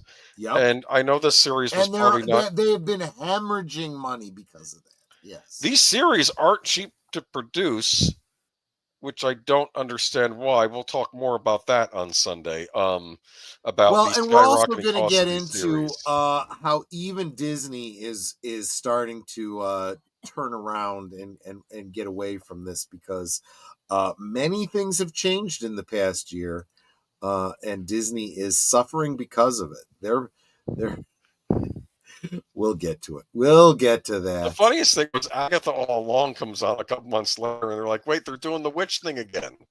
Now it's Marvel witches. First they did witches in Star Wars. And it's... Yep. There's a reason for that. There is a reason for that. If you're paying attention, you know what that reason is. Oh, Darth Plato says, the Acolyte writer admitted that the show was supposed to make white people uncomfortable. Yep. This is what I don't understand, though. This is a long time ago in a galaxy far, far away. This isn't about race in the United States. That's not what this is. Escapism. There's no metaphors here. This speaks to another topic we might get to big ears tonight. that are green in this. Okay, go ahead. The reality is that they have their message they want to get across, and the vast majority of their audience is not interested in that message and not accepting it. And this past year proved it. So we're going to see a lot of this stuff turning around very damn quick. Yeah. But I'm just saying, it's just... Yeah, it just seemed like the loser of the year for TV. I don't think it did well in the ratings. I think it was very expensive, and yeah. Darth Plato brings up a great point. Star Wars had witches for a long time now, the Dathomir witches. Yes, that's true. They also had Grand Admiral Thrawn, but the Grand Admiral Thrawn that we got, and the Grand Admiral Thrawn that was written by Timothy Zahn, are not the same. The concept of witches that they are writing in Disney Star Wars and the ones in The Courtship of Princess Leia are not the same. Even the Dathomir witches that Cowboy Hat wrote into his cartoon series are not the same Dathomir witches that we got from Timothy Zahn. There are differences. I mean, we could get as academic and simple as good writing versus bad writing. You know? But Anyway, moving right along. Toys and games. Games. Yeah, let's start. Honestly, moving. by this point, between how long it's been since I sent the notes to Boomer to put You this don't together, remember what you picked. and how much alcohol I have drunk tonight, I don't even know where we're going with this. It'll be a surprise to me as Troy's picks. Well, we can speed these along too. It's getting No, that's okay. What were my picks? I had to do these separate. Oh, Here's your yeah. winner, which is the Hasbro. So, for those of you that are big fans of retro blasting, you guys are gonna probably want to give me some guff about this, but yes, I did the HasLab for the Hasbro Cantina. I did the deluxe, so I'm getting the whole Cantina. I had actually, and Netter's not happy with me about this. I had spent a lot of money getting a 3D printed, put together yourself kind of diorama of the Cantina. And then when I saw this, I'm like, man, this is better. I just throw money at it and it's done. But the fact is that put together diorama is going to become the Cantina for Akmina and the holiday special, which I know is supposed to be the same Cantina, but if you pay attention, it's not. It's not the same sets. It's not laid out the same. It's very, very different. So that's what's going to be happening. But yes, I did the HasLab for this. I will be getting that next year. That's the way this crap works with Hasbro. You pay you don't pay in advance. You don't pay until they get ready to ship, but you plunk down your credit card, and then like a friggin' year later, you get the damn thing. Well, it looks impressive. It is, and highly detailed. It really, really is. One thing you'll notice, you picked a great picture here because it really gives you a great impression. Because this is the bare minimum. There were two tiers that you could get. For like half price, you got exactly what you see right here. For full price, you got the full 360 degrees. So those alcoves are on the other side as well, and so forth. So, and that's the other thing too. They cut it off at the back of the bar, which is all you see in the movie. But there's a lot of fan fiction, not fan fiction, but there's a belief that there is a section behind that also, and there's offices and stuff, and using the parts that I already have, I'm probably going to build this out a little bit bigger. But yeah, I've got plans. There will be videos, by the way, something to look forward to when this finally comes. But yeah, this was a win on Hasbro's part. Will there be a blast mark on one of the seats where Han shot Greedo? Like behind, like there'll be a. There will be now. Now you're thinking about it, aren't you? Okay. There will be now, absolutely. But although Hasbro is a winner for the that particular HasLab and some other things I've gotten from Hasbro this year, they are losers in terms of Dungeons and Dragons this year. They have lost a lot of market share for their role-playing game. They re-released the Player's Handbook with a new update to the rules, and it did not sell very well. That's what I heard. At all. And I'm forgetting the name of the channel. I really have to look this up because it's a I like to give credit to channels that I'm going to mention because I know how hard it is to be a YouTuber and the challenges. So I would like for people to go and check out. Let me check out my my history. It was earlier today. What was the channel? Oh, it's called Dungeon Craft. I will drop the link to the channel in the chat. It is at Dungeon Craft. What is it? At Dungeon Craft 1. He has done a number of videos over the past 6 months about Hasbro not doing real well. They look, we've talked about Hasbro and Wizards of the Coast a lot this year on Geezers. But Dungeon Craft has talked about it too. Sending the Pinkertons after some Magic the Gathering fans, and the stupid stuff that they're doing with Dungeons and Dragons. Now, the thing I will say about this YouTube channel that I just shared the link to, he's very objective. He calls balls and strikes, and he'll point out some good things that they have done with Dungeons and Dragons, but by and large, they are hurting.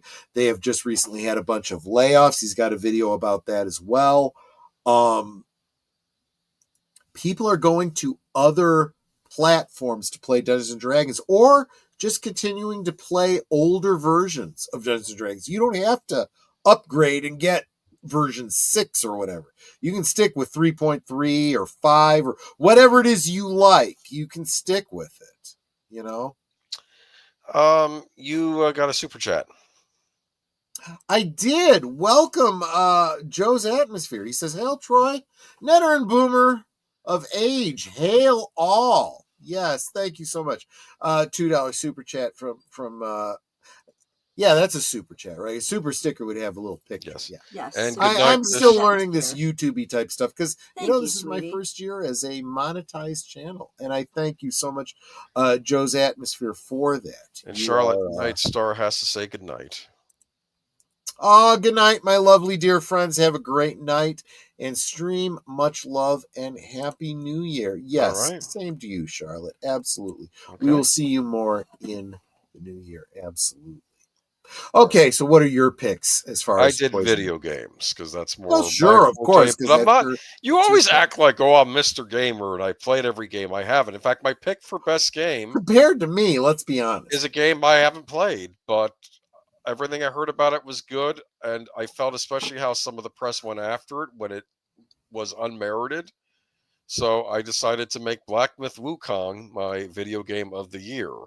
Which is was that made one by, that you've got on your list for? I'd like to play that. if I ever get a system power enough to run it, yes. Unfortunately, I'm still stuck on I last get you. gen PS4 and Xbox One, and I have a Switch, but I don't have anything more current than that. But Yeah. oh, this is We don't even have that. okay. Yeah, right. Yes. All right. But no, Black Myth Wukong though. This is a like an action adventure RPG set in, I don't know. It's like Chinese mythology, Chinese developer. I just know the press was with going after it. authentic sensibilities regarding the mythology. From the looks of it, and a lot of people love this game, but I know critics were going after the developer for not being PC enough, or This or is not another diverse one enough, that making, it's a Chinese-made game set in Chinese society. What are you talking about? This is another one that I believe John Solo did a lore dive on, because I didn't know anything about. Was it accurate? The lore. Yeah, apparently so. I think Metatron did a video about it too. But I heard a lot of good things about it, and I made it my pick of the year. Now, I do want to make a caveat. There were a lot of great retro releases this year because I'd like to. I couldn't really find anything Nintendo put out there that would be like a best game of the year thing. But there were a lot of great retro releases this year, like Dune. What? Like Dune? Doom? You mean Doom? That's what I said. Doom. I thought you said Dune. Okay, Doom. I don't yes, know. I'm drunk. No, it's okay. There was a re-release of the first 2 Doom games, and I do count that as a new retro release. That was done by Night Dive Studios, which was like an updated over the last version. They even added a new set of levels that they made themselves. That was really cool. But I'm going to give it to another Night Dive Studios retro re-release, which was Star Wars Dark Forces.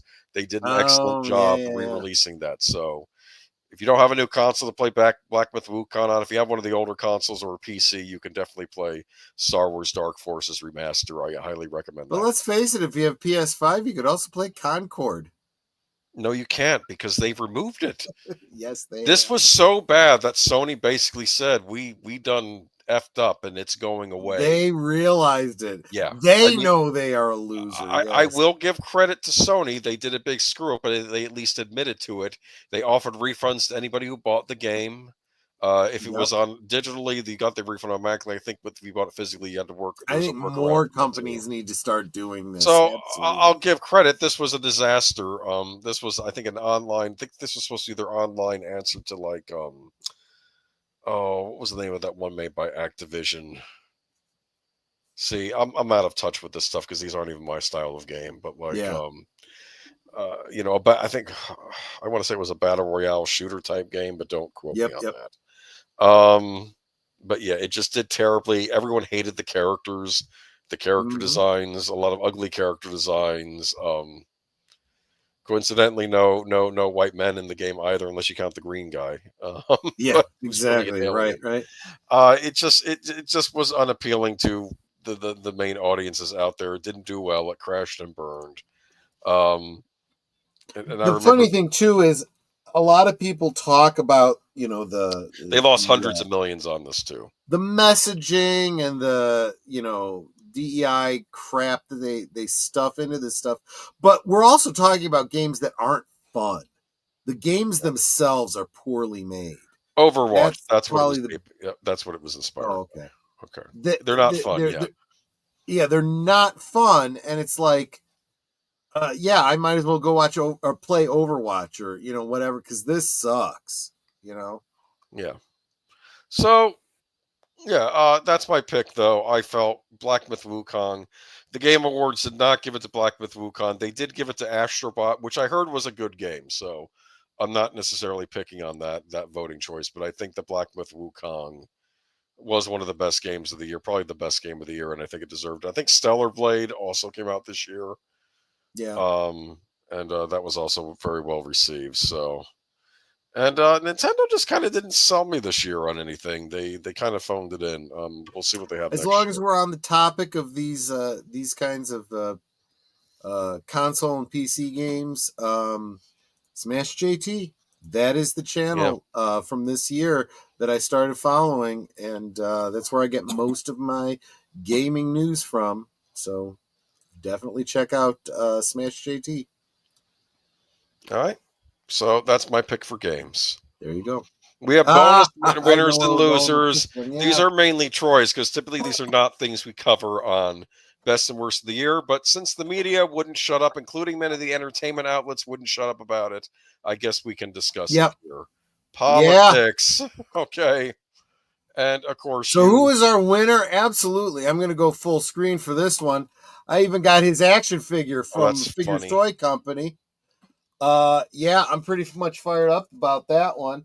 What is it? 22 more days until inauguration. Why am I think there? So, yeah. Pretty fired up about that. Look, we're not even talking about conspiracy theories anymore. We are talking about demonstrable conspiracy facts. When you have an assassination attempt like this, you know that there is something very, very wrong with our country. The fact that he won not only the popular vote, but by so much, people are keyed into what's going on. It's kind of restored my faith in humanity. I thought that everybody was just morons. Now I realize it's just the minority of idiots on social media. The vocal people. The silent majority is still engaged and knows what's going on. And it's not just about Trump. I say that, but this time around, he's pulling in a team of people. A team of people, not even what you'd consider to be conservative, although he's run on the GOP ticket. He's pulling in classical liberals like RFK Jr. and Tulsi Gabbard. Let's face it, Trump himself used to be a Democrat. He used to be well loved by the Democratic establishment. People like Oprah Winfrey thought he was the best thing ever and encouraged him to run for president. They just wanted him to do it on the Democratic ticket. Read Samuel Proctor's comment on the latest one. I'm sorry. This one here? Is Biden really a loser, or is he voted... if he voted for the winner. If he voted for the winner. We'll get to that in just a second. Good point. We'll get to that. I love the fact that you grabbed a picture of both him and Kamala. Well, not only that, but I like the fact that he's grinning and she has a sullen face. This is actually from one of his State of the Unions. Yep. But because I was actually trying to find one with him and Nancy Pelosi, but then I went with this. No. This works perfectly. Yeah. Because I think here's the other thing too. For all the stuff people say about, well, Trump's going to do this and Trump's going to do that and blah, blah, blah. And if you vote for him, this is going to happen. It's like, y'all do realize he was president for 4 years already. Yes. And those things didn't happen. Why? Why do you think they're going to happen now?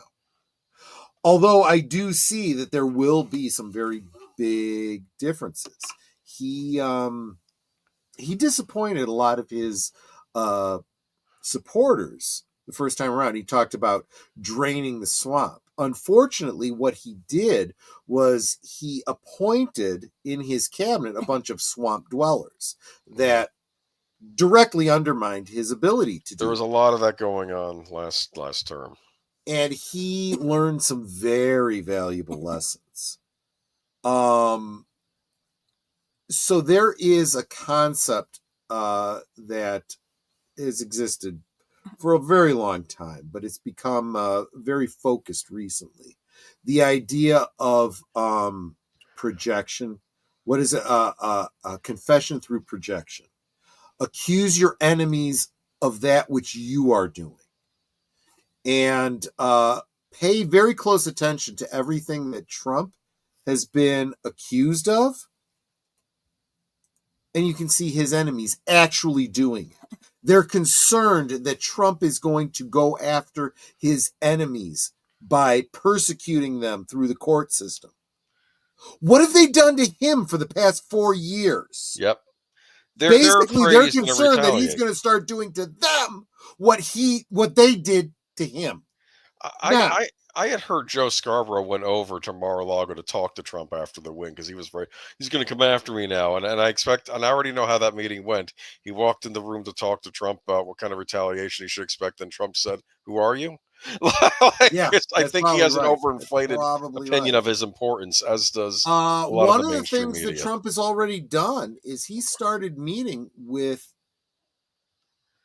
streaming personalities, because they will be included in his news briefs. Interesting. The mainstream media has lost their monopoly on the presidency. And that's the biggest thing. There is no objectivity of the mainstream media, and the majority of Americans know it. They have become the equivalent of Pravda. They are the propaganda arm of the deep state, which is the same as saying the Democratic Party at this time. The Democratic Party and the Republicans in name only. Like Eye Patch Guy. Oh boy, yeah, I know. Yeah. They had a very bad and interview recently I've discovered Chip Roy as well. That one broke my heart. Yep.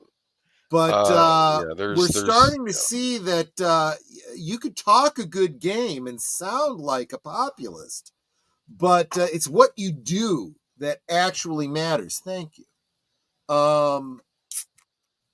Yeah. So let's put the MAGA stuff aside, because maybe you're here and you aren't a MAGA supporter. Maybe you consider yourself a lifelong Democrat. Did you want to vote for Biden? You didn't even have that option. You didn't even get a chance to vote in a primary. You were told by your party, you know what? You're just going to vote for this woman. This woman who didn't even win in a primary previously. She was the first one out in the primary that Biden won. So there were a bunch of other Democrats that ran against her that did better in that primary than she did. And they decided she was going to be the choice. Do you know why she was appointed by Biden as his running mate?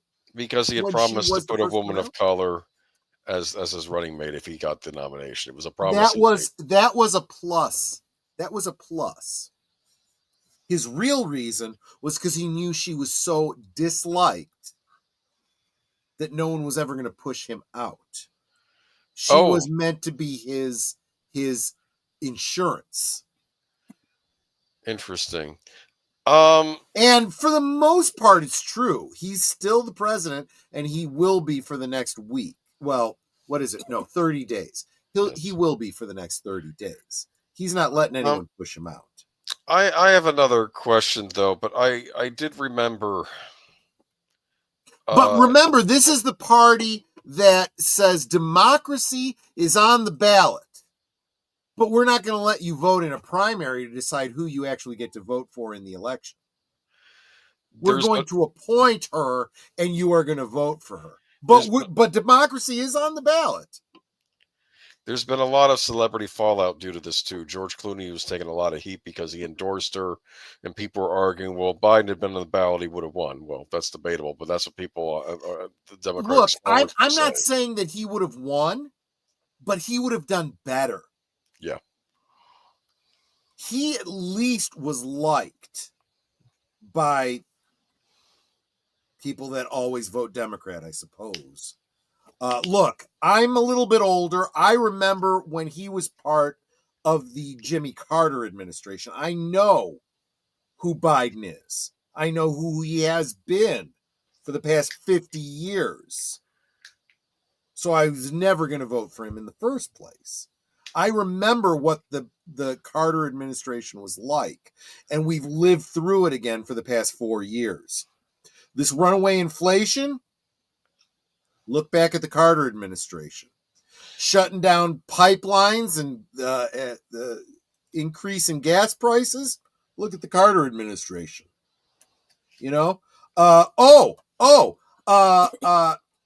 Hostages taken in the Middle East, Carter.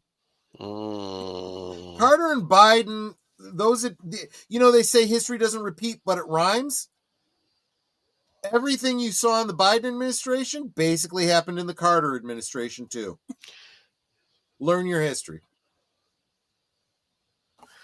Very strange. I remember they were predicting that was going to happen. Remember Panama? Thank you, Darth Plato. Yes.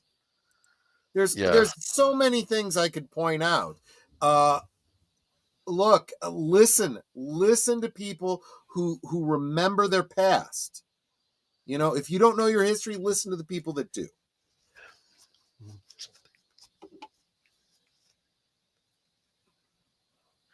But anyway, so that's my and that's going to get in when we get to our 2025. This is why I have some positivity looking forward. And then we had one thing left for social media, which was winner X loser Blue Sky. So I have a question though. Why are you calling Blue Sky a loser? This is what I'm curious about. So we had we had Elon Musk buy up Twitter and rebrand it as X. In so doing, he turned it from the platform of censorship that I was this close to leaving to a free speech platform where huge things are coming out. News elements that are shocking people are being discovered on X. I don't think it's hyperbolic to say that X kind of unilaterally saved our First Amendment because we couldn't rely on the mainstream media. And in so doing, this really upset the people that feel like we need to censor the negativity and the fake news, because they're going to decide what's news and what's real and what's truth. Right. Okay. And Blue Sky, well, see, that's the funny thing, right?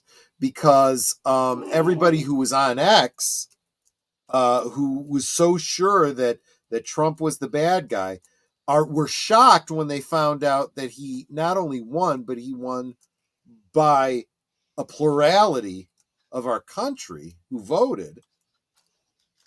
They got so disgusted, they were like, well, I'm going to go to Blue Sky, because Blue Sky is all about, our opinions, and they protect the truth, right? Well, then they get over there and they realize that anytime they say something that offends somebody, they're getting booted off the platform. The censorship is out of control over on Blue Sky. You say anything that offends anybody and you're gone. Boom, done. Look, I have a Blue Sky account just so I can read what people are saying over there. I have not posted a single friggin' post over there. Not a one. Not a comment. Not a single thing. Because if you do, you'll piss somebody off and you're gone. And we're talking real lefty type of people. So this is like an echo chamber. Off. So it's an echo chamber. So we spent the past 4 years in an echo chamber, and all these people thought they were in the majority, only to find out, based on the election, they were in the minority. And so they retreated into an even tighter echo chamber. So the only thing they could hear is the things that they agreed with. That is a losing strategy. It lost them the last election, and it's going to lose them any sense of belonging in society. They're literally becoming the crazy cat people living in the basement by doing this. Okay.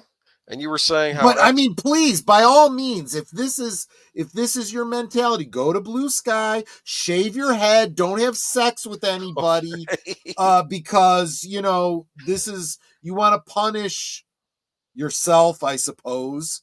Punish America. By all means, take yourself out of the gene pool by making sure you never mate with somebody else. Please. Because in a generation, we will overcome. Thank you for taking yourself out of society. That's what I'm talking about. And it looks like Twitter kind of beat the mainstream media too. You were making a comment about that. Yeah. So if you look at Joe Rogan and you look at what's his name? Yeah, Kamala was supposed to go on Joe Rogan, and then she didn't at last minute. I remember that. Oh yeah, she got scared because she was afraid of looking like an idiot. Because she pretty much always looked like an idiot, what's his name? I'm drawing a blank. He used to be on Fox, and then they fired him, and he started his own network.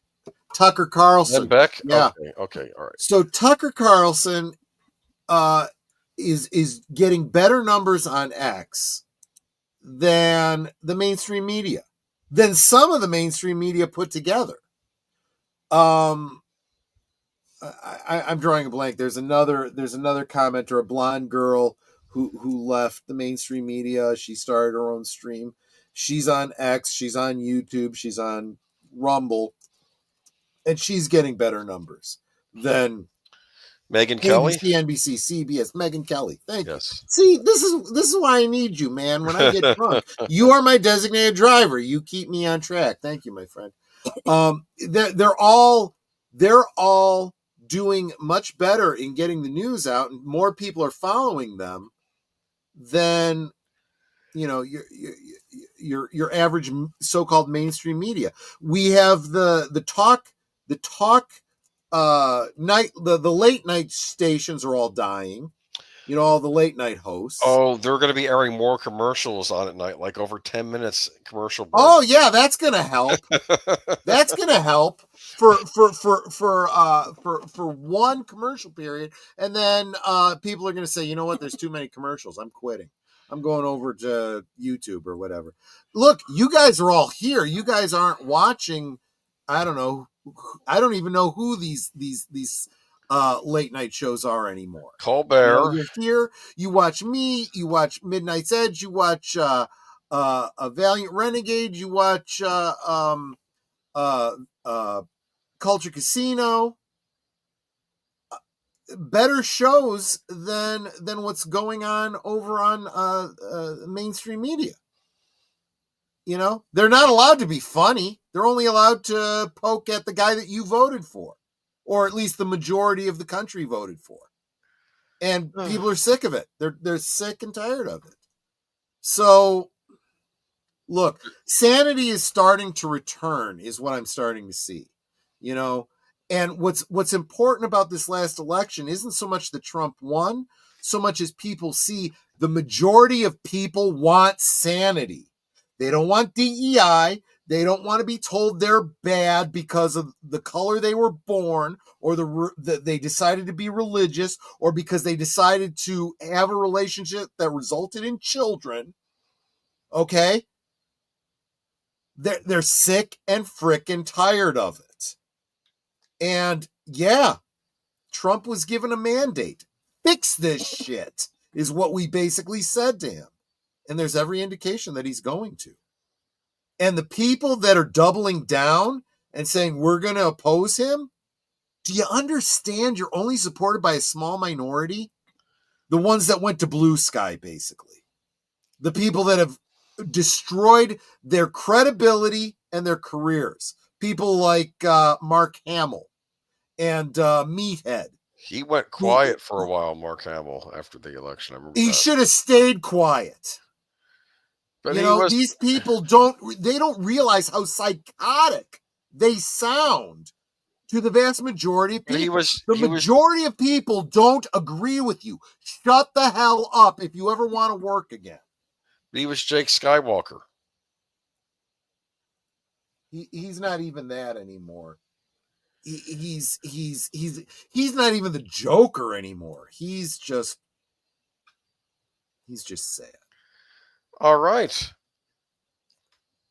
That about does it. I don't know if you have any 25 predictions, or if you want to think about it and do it next week, or if you have a quick one now, we could do it now. What do you want to do?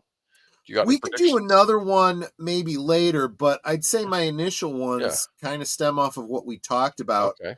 Very generally, I think that, again, the election was a mandate.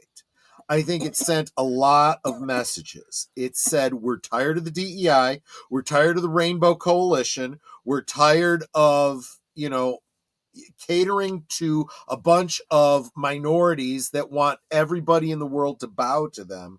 We're done. We are friggin' done. We want wholesome family fare in our entertainment. Or you won't get our money anymore. That's it. It's done. We want our laws to be fair. We want the Bill of Rights to be upheld. We want our food to be nutritious.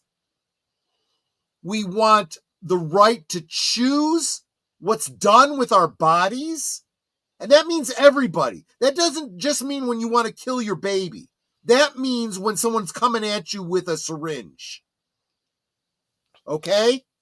These are the things that we voted for, and I have to believe they're the things that are going to be happening. You got a super chat. Yes, we did.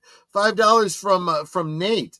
The loud minority are the toxic ones, not the fans. That's absolutely true. But I hope that the silent majority stops being so damn silent. There's another one that I didn't mention that was a win in 2024. The Amish in Pennsylvania. The Amish don't generally vote. They don't involve themselves in civics. That they have religious reasons against it. But the way that Pennsylvania's government has gone after Amish farmers like Amos Miller really opened their eyes, and they came out and voted as a massive block to vote in favor of Trump. That's a big part of why Trump won Pennsylvania. So they can sell their non-approved milk to people. Yeah, that raw milk. Heaven forbid they should give people what they want. Okay. You know? $2 let's keep using our voices. That's what I was getting at exactly, Nate. The Amish came out and said we're not going to be silent anymore. We're going to vote. Yeah. And I think a lot of people that have been silent for 4 years said, I'm tired of this. I'm tired of these rainbow-haired weirdos demanding that I,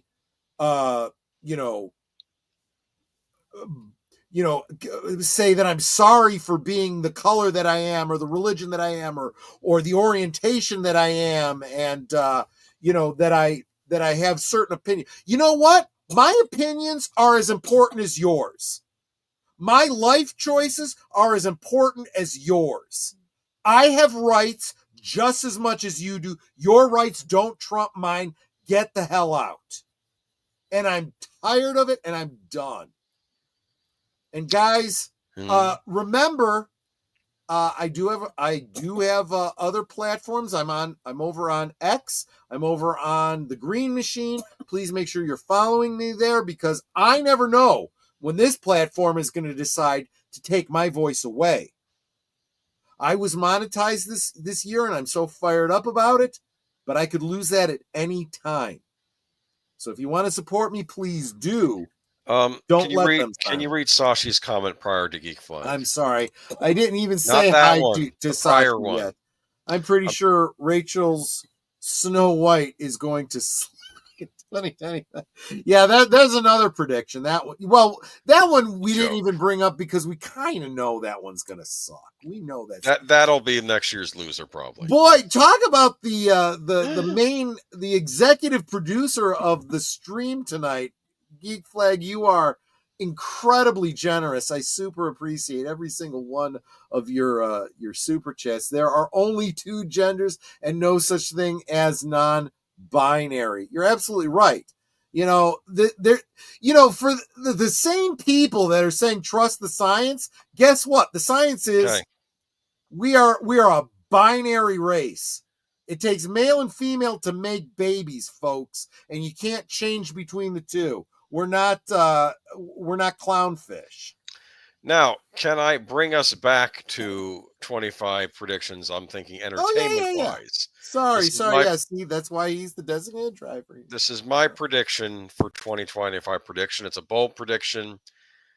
I'm thinking back to Karate Kid Legends. We have the Cobra Kai finale coming out. Yeah. I can't predict how audiences are going to react to things, but maybe 2025 could be the year we see kind of the fall of the superhero and the rise of the martial hero. Wow. Maybe. That's a good point. Because I'm worried. One of my problems with James Gunn, I've noticed this by watching Creature Commandos, and I don't know what he has planned for Superman, though, but the people writing these movies have to, on some level, take them seriously. They have to believe that the man can fly. They have to believe in Superman, that this could be a real thing. What did Because if Richard it's all Donner just say? BS, then why are the Verisimilitude. yeah? If it's all just BS, why are the audiences going to waste their time with it? And Exactly. I keep thinking, especially Marvel and all this, it's just getting more and more nonsensical. What I think I'm will getting happen sick is and tired of the people that come in and say, "Why does this matter?" It matters because it does. If it yes, didn't matter, don't make the damn movie. yes. Anyway, but it was interesting because I watched this anime called One Punch Man, and of course it's a Yes. superhero anime, right? Yes. In season 2 of One Punch Man, an interesting thing happens. One Punch Man, he enters a martial arts competition because he wants to challenge and learn from martial arts masters. Because I believe in Japanese culture or popular culture, maybe even Eastern culture, the martial hero is ranked higher than the superhero. And maybe that'll happen over here in There is Western this culture. idea Maybe the martial hero will of become becoming better and better yeah, through greater learning, yes, pushing yourself harder, seeking out a new master. And in fact, in a way, that's the Batman character. Batman basically said, I yes, need to yes. learn everything I can from everyone I can That's to what he be the did. You're best I right. can be, Yeah, you have characters like that in Nate, the superhero man, genre too. even gives me a $2 super sticker. It's the Super Gord said cool. Gotcha. Thank you, man. You guys are. Especially I'm sorry. Go ahead. Yeah. oh no, I'm sorry. I shouldn't have interrupted you. Okay. No, But I was just so thankful. Nate, I don't know, Nate. Have you been? What have you been sipping on tonight? Because you've been so generous. I don't want to take advantage of you, man. I mean, you've just been well, outpouring the Nate, gratitude to me tonight. if you have 59 cents left over, you can get yourself a copy of Nosferatu on PC on Steam. Yeah. We'll be talking more about Nosferatu next week, Yeah. but that'll give me a chance to try out this game. Let me know if it's any good. I'm this curious. guy bought it for me. Yeah. But I did want to make a point though that I'm going to be very interested to see what are going to be the big hit movies next year. What are going to not be the hit movies. Looks like an aspen tree. You can tell it's an aspen tree because of the way it is. Okay. Nature walk. Yeah. Oh, there you go. We're going to have to basically, it is what though. it is. Yeah. Oh, that's good. Strawberry and cream, Dr. Pepper. Oh, that'll loop you up, man. But I'm wondering because I think we're overdue for a cultural shift, and maybe it's a bold claim that suddenly all the kids and everyone's going to get into martial arts, but you never know. Especially if this Cobra Kai movie does well, maybe this will reignite. Because one thing Cobra Kai shows me too, I know we typically think of martial arts like kung fu that comes from China and all these other places, but martial arts is all around the world. Yep. Especially since if you think about literally what a martial art is, it's the art of fighting. It is the art of hand-to-hand combat. And I don't care if it's like you said, if it's kung fu in China, if it's karate in Japan, if it's Krav Maga in Israel. Yes. Or if it's just friggin' boxing here in the West. Kickboxing, that's another one. Yes, Muay Thai. Yeah, well, is that French? That's East too. Yeah, but it's Muay Thai. That's from Thailand. Yeah, Muay Thai. Yeah. Oh yeah, that's is that Taiwanese? I forget. Oh, Sashi has a comment he wants to make. It's because the martial artist is what we could be with effort and focus. That's why we do it over here. It is attainable. Yeah. Martial arts legends become philosophers. Yeah, and if you watch a lot of the Bruce Lee, like he made a point that in what was it? Enter the Dragon. He tries to introduce philosophy, his philosophy. Well, and let's face it, if you read anything that he said or wrote, it was as much mind as it was body. Yeah. And that's really what it is. No, Sashi says it perfectly. The martial artist is the attainable hero, right? It's a somewhat aspirational hero, but a true aspirational hero you can never really attain. Superman is not something you could be. I don't care how well you train and work, and that's fantasy, that's fiction. It's something to look to. Heck, let's get religious. Jesus sets the example, right? All Christians say, what would Jesus do? Yeah. But we all know, even Jesus himself say, all fall short, right? Of course. You will never attain the level of perfection that Jesus was. Yes. But we strive for it, and we do our best. And you aim for orbit, and if you make it to the sky, whatever. You aim for the stars, you make it into orbit, you've succeeded. But yeah, the martial artist, that is actually attainable. That is, you could become a black belt. You could become a good fighter. And it's not just, study under your sensei till you get your black belt and now you're a master. No, now you go out and you practice it and you use that in defense and you use it, in actual combat, And even if you're an actor, be like water. That is a quote by Bruce Lee. Absolutely. And even if you're an actor on the big screen, even if you're getting trained, you still have to get some martial arts training, even if you're acting it out. So that even takes some skill. So I think with people that are kind wanting of to see actual mentality, skills. with the philosophy that comes with the martial artist, one thing you develop, whether directly or indirectly, is humility. You realize that no matter how much you learn, there's still more to learn. Yes. So imagine the modern celebrity. Imagine the modern actor saying, I appreciate this Academy Award. I appreciate you honoring me this year. I still have so far to go. I still have so much to learn. Hopefully I'll do better next year. Can you imagine a speech like that? Because unfortunately, these people have their heads so far up their asses, they think who the hell they are. And that's why they have the attitudes that they do. Weird. She's not wrong. That's exactly, I wasn't thinking of her specifically, but that is a perfect example. Slot in Malaysia and Indonesia, Kaliri in Silam. See, I can't because I'm slurring now. In India and Muay Thai in Thailand. He saw a different My uncle martial arts actually got in trouble with the law and went to a monastery in Thailand and trained. Interesting. Very, very interesting. And thank you again. Nate, you are way, way, way too generous. I mean, I'm looking back. I've got 1, 2, 3, 4, 5, 6, 7 contributions from Geek Flag. Come on, man. You are way, way, way too generous. And he's going, well, that's fine because you're not going to get any money out of me for the rest of 2025. Mark Malnikoff says, a sword is useless in the hands of a coward. That's a quote. That's a great point, too. It's like those French rifles, right? Yeah. Only dropped once, never fired. So I'm joking. I'm making a World War II joke. Maybe look to the martial hero for 2025. It's just a prediction. I could be wrong. I'm usually wrong, but we'll see.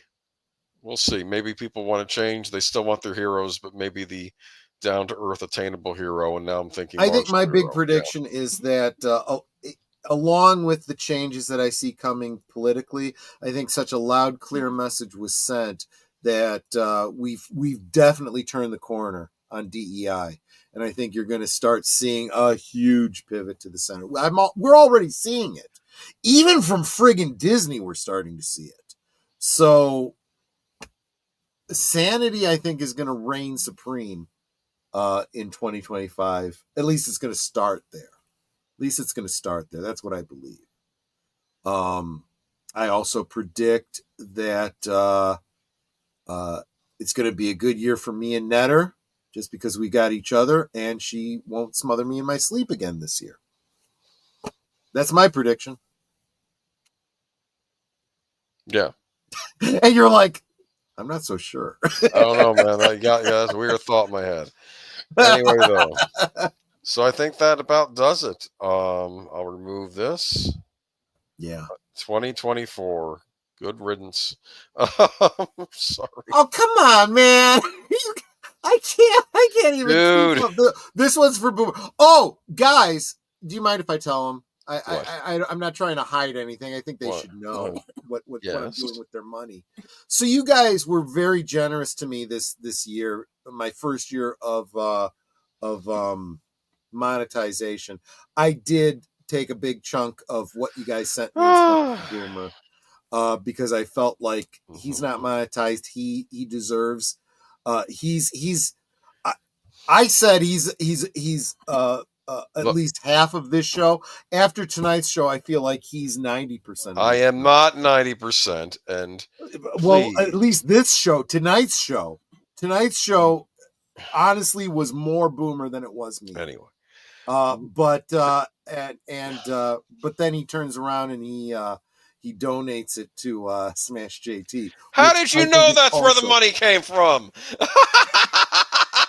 But I thought that was just so classy of you, man. I mean, that was just so the money I sent him, from all the contributions you made, I shared with Boomer, and then he went and he offered it into the legal defense fund for Smash JT. Well, I'm like, what am I going to do with this? And I'm like, I guess I could spend it on some fun stuff. And then I heard about Smash or JT, some games that you're going to just buy me, I guess. No, I mean, he bought me.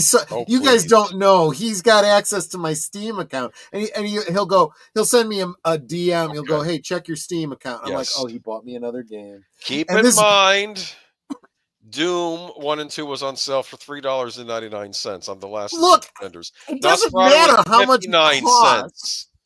What so. matters is my Steam account is so full of games. I don't have time to play them all.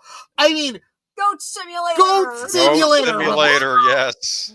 Running on the treadmill, and then he gets shot. Oh my gosh, that is the most hysterical thing ever. And then I start playing. It wasn't Doom. It was the other one. What's it called? Quake. Quake. I start playing Quake, and I'm like, son of a bitch, and I die, and Netta's like, what's going on? I'm playing Quake. She's like, oh no, I'm going back upstairs. Son of a bitch. And oh my gosh, the same way. I keep doing the same stupid thing to get myself killed. Of course, Boomer helped Smash JT. Yes, we both did. I put in both our names. We both helped Smash JT. Well, yes, but still. But back in India, but you know what? That's another win for this year. It's our community, rallying together to fight. Isn't over yet, guys. True, but we're putting up. We're not shutting up. We are helping. Look, when someone takes up the banner, you got to stand behind them. And in this case, it's Smash JT. He's fighting for the gaming community. This is what I had said to. Oh, you're on this side now. Yes. To Boomer. Okay. What brought him into this community, what got us together, for him was Gamergate. And well, I wasn't involved. This is kind of the extension of that, you know. Well, it was a.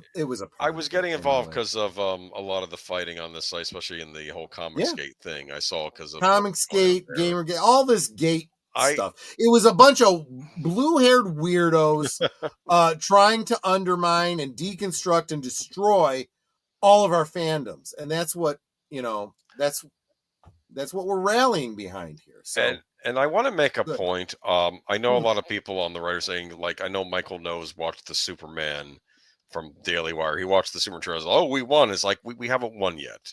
Not yet. We won a battle. The war is not won. And I want to also make some other point too. Even if we are winning and our enemies, remember that on Justice League, if I'm using an analogy, when Lex Luthor, there's an episode with Lex Luthor at the beginning where they finally catch him on selling weapons to terrorists. And then, of course, he brings out the green kryptonite trying to kill Superman with it. And then, of course, he gets stopped. And then he ends up in the hospital because, of course, he got poisoned because of the kryptonite, because he had the kryptonite on all the time. So not only is he going to jail for treason and all this other stuff for selling was terrorists, he also is dying of the kryptonite. So when Lex Luthor had nothing to lose, that's when he became the most dangerous to Superman in the Justice League. So just be careful. Even if we feel like we're winning, this can sometimes be when other people. That's a very good point. Yeah. The most dangerous animal is the one that is injured and trapped. And has nothing to lose. Yes. And has nothing to lose. That's absolutely yeah. right. Good point. Good point. But yeah, so I'm looking forward to a good year. I have a lot of ideas for streams for the new year, and guys, make sure you guys are all great about hitting the thumbs up and whatnot. Please make sure you're sharing out the stream, because the only way I can grow this channel is if you guys help me. If you guys tell your friends, say, hey, this is where I'm at on Friday nights. It's a lot of fun. Come hang out with us. I would really, really appreciate it. I know Netter would too. And, Boomer would just deal with it. So tomorrow night over on Big Al Presents, because it's a Christmas movie, we'll be watching, what is that Mel Gibson film? I don't know. There are a few of them. Oh, Lethal Weapon. Lethal Weapon, yeah. Lethal Weapon over on Big Al's channel at 9 Central, 10 Eastern. Of course, if you were paying attention on Thursday, Deleted Scenes had his weekend update that tells you everything he's got coming up this weekend. And then at 8 Central, 9 Eastern on Sunday, what are we going to be talking about, Age of Boomer? We are going to be talking about overinflated budgets for Disney Star Wars series, which I think is the biggest story of the night. That's just not overdoing the budget. That's insanity. I have no idea. I think someone's pocketing money. There's no reason for that amount to be spent on those series, but we'll talk more about it on Sunday. It's basically keeping in mind this money was all spent before the election. And I think things are going to be changing now. This was the budget for Andor. It came out what the budget was. Yeah, it's astronomical. It costs more for season 2 of Andor than it costs. People are looking at it going, well, I enjoyed Andor. It was good, but it wasn't that good. Where did all that money? That's the biggest problem. People are looking at these budgets and going, I don't see that money on the screen. Where did the money go? Well, from what I heard, Andor actually set-wise, like they're not using the green screen. They're actually building the sets, which it's fine, I guess, but it's a TV show, and it's it's not being released in theaters. They're not getting the revenue. They can't. It finally got a Blu-ray release, but that's it. Yeah, there you go. I mean, where's the revenue coming from Andor? As far as I know, Mandalorian only released the first 2 seasons. They Disney releases them, but they're slow to do it. They're it's like they're afraid to make money, and they're gonna go bankrupt if they don't figure out their crap. Monday night is going to be another double feature on Monday Night at the Movies. It's going to be It's a Wonderful Life. And I think I had decided on The Shop Around the Corner. I think that's the double feature I had chosen. I'll double check that. But yeah, hope you can join me on Monday for Monday Night at the Movies, 8 Central, 9 Eastern. And then, of course, Tuesday night is New Year's Eve. Not sure what I'll be doing, but I'll probably be doing a New Year's Eve stream. Probably. Cool. So and then next Thursday, Netter, who's your guest? My guest is Ego. Ego. New channel. I don't know anything about him. We'll find out about him on Thursday. And then next Friday. Did we already say what we're going to talk about next week, Boomer? No, but we'll figure something out. We always do. Yeah, I've got a couple things. I could either slot that in for Friday or hold them off till the next year. And for Thursday things, I am looking for guests. If you have yourself a channel and you're looking to promote your channel, talk to Netter. Let's see if we can't promote you. I'm on X. It's Netter's Network without the apostrophe in Netters and without a space between Netters and Network. I don't have anything on that should prevent you from DMing me. But I think you have to follow me before Twitter will allow you to. You should probably be following her anyway. She's worth following, let me tell you. And I just want to thank everybody, especially freaking Nate. You crazy bastard. I mean, you really did. You bought me a whole handle of rum tonight, I think. You are crazy wonderful. But so is Joe's atmosphere. He also contributed tonight. And look, a lot of you guys here, you guys going to be seeing your names in the closing credits because you guys are members of the channel, financially keeping the lights on every single month since this year we became monetized. And I thank you guys. It's not only, it's not only about the money. It really does encourage us that you think highly enough of us to not only come and support us with your eyes and your likes and your shares, but literally with your dollars too. Super, super appreciate that so much about you guys. And that's all I got. Netter, you want to take us out? I can. Please. We can talk amongst ourselves, and that's all well, good, and fun. But it's so much more fun when you guys are joining us.